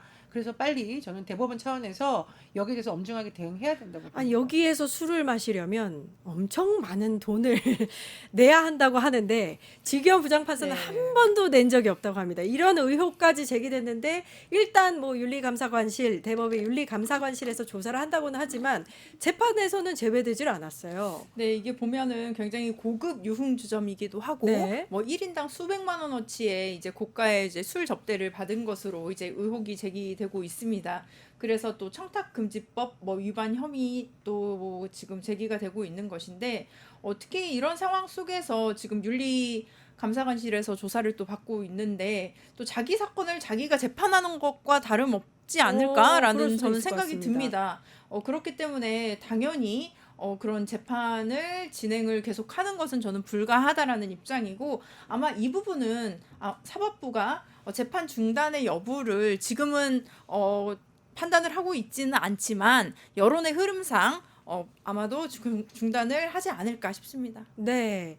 바로 이제 좀 더 하실 말씀 혹시 있으세요? 부 원장님? 그 우리나라 법원이 과거에도 부끄러운 역사가 있고 대법원장이 직접 나가서 사과하기도 하고 네. 또 판사들이 아주 좀 부적절한 것으로 재판을 받는 현장을 제가 취재를 했던 기자이거든요. 제가 말씀드렸듯이 판사 한 명의 문제가 아니라 사법부 전체에 대한 불신이 있다는 거 굉장히 불행한 일입니다. 법원을 정말 정의의 최후의 보루라고 하는데 그 법원에 있는 판사가 이런 일이 연루됐을 때 대법원에서 제대로 하지 않으면 이 분노가 사법부 전체로 예. 향해질 수가 있다. 그래서 그런 부분을 대법원에서 유념해서 봤으면 합니다. 알겠습니다. 당장 다음 주에도 윤석열 재판이 있는데 지기현 부장판사가 계속해서 맡게 될지 지켜보도록 하겠습니다. 이슈 세 번째로 넘어갈 텐데요. 김문수 유세엔 이 사람들이 있다입니다. 자, 아스팔트 우파의 핵심 축이죠. 우리공화당이 김문수 국힘 대선 후보의 선거를 지원하는 정황이 곳곳에서 발견이 되고 있습니다. 어떻게 보셨어요? 저는 이게 단순히 강성보수가 아니라 헌법 체계를 부정하고 혐오를 조장하는 세력들이 모이는 게 아닌가 굉장히 우려가 됩니다. 한번 네. 보세요. 예를 들면은 지금 막 아스팔트 우파라고 불리고 있는 인물들이 건전한 시장 경제를 지지하거나 헌법 수호를 하거나 이런 걸 하는 것이 아니라 제가 현장에서 봤다 그랬잖아요. 막 전두환 찬양하고 막 엉뚱한 사람들 빨갱이로 몰아가고 네. 서부지법 난동 사건 이후에 이분들이 나서서 준엄하게 꾸짖었습니까? 아니잖아요. 예. 뭐 일부는 뭐 애국 청년들을 보호해야 된다라는 말까지 하고 있기 때문에 이게 반헌정 세력이 모이는 빅텐트는 빅텐트가 아니라 정말 다이너마이트 핵폭탄, 국가를 위협하는 세력이 될 수 있다. 그래서 이거는 진보 보수의 문제가 아니라 굉장히 위험한 신호라고 저는 봅니다. 사진으로도 저희가 보여드렸는데 정통 자유우파 정당이라고 표시된 우리공화당 버스가 자 김문수 후보의 유세 현장에 등장을 했습니다. 이래서 이 의혹이 불거진 거예요. 어떻게 보셨어요? 네, 그리고 아마도 선거법상 다른 정당의 그 선거 운동을 도와줄 수가 없습니다. 그래서 지난번에 저희가 그 비례 정당을 할 때도 더불어민주연합을 할 때도 더불어민주당의 선거 운동을 하지 못했었죠. 예. 그렇기 때문에 다른 정당의 선거 운동을 도와줄 수가 없는 것이고, 그리고 또 중요한 것은 지금 우리 공화당이 굉장히 좀 극우적인 모습을 또 보이고 있었는데 사실은 국민의힘 측에서도 굉장히 좀 부담스러워야 하지 않을까요? 사실은 중도층 유권자들에게는 부정적인 인상을 줄 수 있는 상황에서 부담스러울 텐데 극단적인 세력과의 선긋기를 하지 아니하고 이렇게 함께하는 것 자체는 사실 제살 깎아먹기라고 보여질 수밖에 없을 걸로 저는 봅니다. 네. 또 이제 우리 공화당뿐만이 아니라 정광훈 목사의 자유통일당도 함께하고 있는 모습이에요. 김문수 후보하고는 매우 가까운 관계로 알려져 있잖아요. 김문수 후보가 예전에 막 목사님 하면서 눈물 흘리는 동영상도 네, 많이 봤어요. 공개가 됐잖아요. 예. 아니 그래서 제가 김문수 후보는 염색한 정강훈인가라고 이거 제가 하는 말이 아니라 많은 시민들이 도대체 왜 네. 그러냐라고 얘기를 네. 하고 있거든요. 그리고 이제 문제는 뭐냐면 과거에 그런 일이 있었잖아요. 그 왜 우리 코로나 팬데믹 상황에서 감염병 예방 관한 법률 위반으로 기소됐던 거 네. 지금 생각하면 이 사람들이 보수라서 많은 사람들이 우려하는 게 아니라 말 그대로 법을 무시하고 극우가 등장하는 게 아니냐라는 지금 우려가 있는 겁니다. 그래서 이런 부분에 있어서는 지금 김문수 후보가 너무 중심을 못 잡고 있어서 참 이게 다른 당의 상황들도 제가 와 이게 맞나 싶은 생각이 들어요. 적절한 중심을 잡는 게 있다라고 필요하다고 생각이 들고 제가 김문수 후보한테 꼭 하고 싶은 얘기가 있습니다. 네. 적어도 세월호 참사 유가족에 대해 상처를 주는 과거에 대해 발언에 대해서는 사과해야 되는 거 아닙니까? 아니 지금 그런 인물들을 데려다가 본인의 핵심 참모를 쓰고 있는 거 이거 정말 대통령 후보로서 할 자격이 없습니다. 지금이라도 사과하셔야 되고 저는 정말 세월호 참사 유가족들한테 석고 대지해야 된다 이 말도 꼭 드리고 싶습니다. 일단 2020년에 전광훈과 자유통일당을 창당했던 장본인이 김문수 후보입니다. 네, 맞습니다. 그 자유통일당 창당을 함께 했던 그 정치적 연대가 있고요. 그리고 또 뭐 대표 회장으로 그 정 목사가 취임을 할 때도 정광훈 목사님의 말씀이 좋아서 매주 뭐 교회에 나가서 은혜를 받고 있다. 뭐 이런 얘기를 하기도 했고. 그리고 실제로 그 당시에 그 김문수 후보 캠프에 박종진 전 전략기획 본부장 같은 경우는 방송에 나와서 정강훈 목사와 멀어질 이유가 없다 이런 네. 얘기를 하기도 했습니다. 그래서 아마도 그 관계를 공식적으로 공개적으로도 멀어지게 할 의지는 없는 것으로 보여집니다. 근데 전예현 대변인님께서도 말씀을 하셨듯이 네. 전 목사가 과거에 발언했던 굉장히 폭력적인 언어들도 많이 있거든요. 그러면 예. 그 언어들도 함께 안고 가겠다는 얘기인 건지 사실은 그 폭력적인 언어들과 행동들 그것들도 논란이 되었던 말들도 사과를 하지 않고 이대로 안고 간다면 중도 확장에도 제약이 되는 것이고 저는 이것은 국민들에게도 2차 폭력, 2차 가해가 될 수도 있다라는 생각이 듭니다. 예, 김문수 후보의 아내죠. 설난영 씨가 극우 유튜브에 출연하는 모습이 계속해서 보이고 있습니다. 윤석열 씨가 즐겨본다는 유튜버이기도 한데 어떻게 보셨어요? 고성욱 TV에 출연했다고 예. 나오고 있네요. 근데 사실 이 고성욱 씨를 제가 개인적으로 기자 때부터 알긴 합니다만은 최근에 보면은 윤석열을 옹호하는 듯한 굉장히 논란이 계속 생산이 되고 있고 예. 실제로 윤석열 대통령과 굉장히 가까운 관계인 것으로 알려져 있습니다.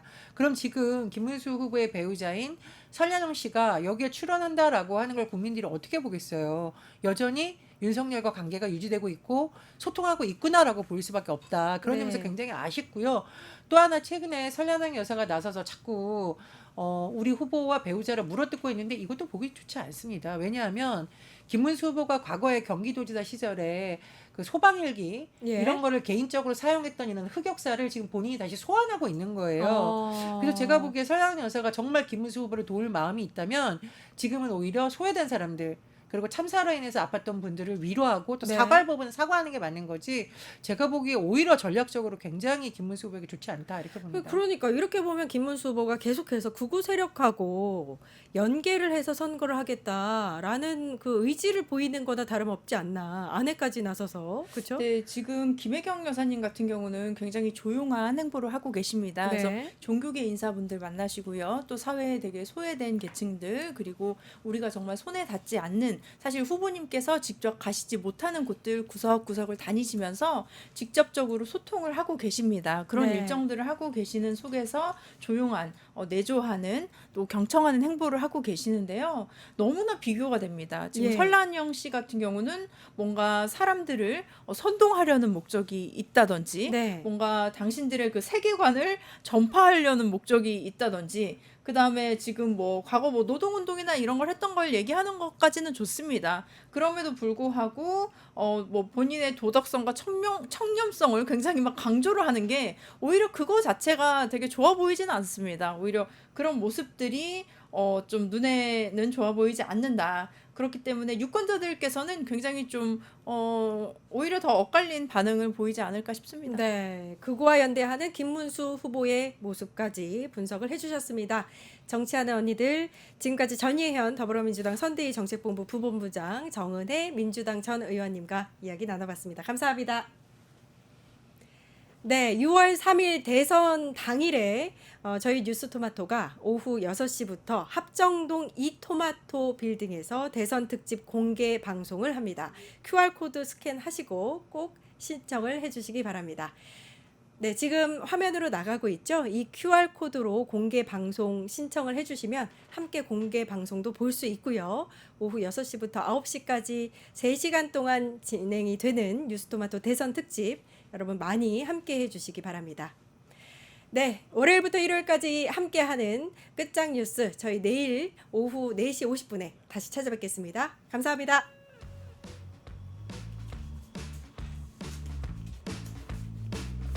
고생하셨습니다. 뉴스토마토 대선 특집 내란 끝장쇼. 뉴스토마토에서 6.3 대통령 선거의 개표 공개 방송에 구독자 여러분을 초대합니다. 내란 속의 윤석열의 파면으로 헌정 사상 최초의 6월 장미 대선이 펼쳐지는 가운데 과연 21대 대통령은 누가 될 것인가? 역사적인 순간에 뉴스토마토의 알찬 뉴스 콘텐츠와 풍성한 즐길거리를 모두 모아 준비했습니다. 6월 3일 오후 6시 이 토마토 빌딩 지하 1층 토마토홀에서 펼쳐지는 역사적인 순간. 뉴스토마토 대선 특집 내란 끝장쇼. 여러분의 많은 관심과 참여 바랍니다.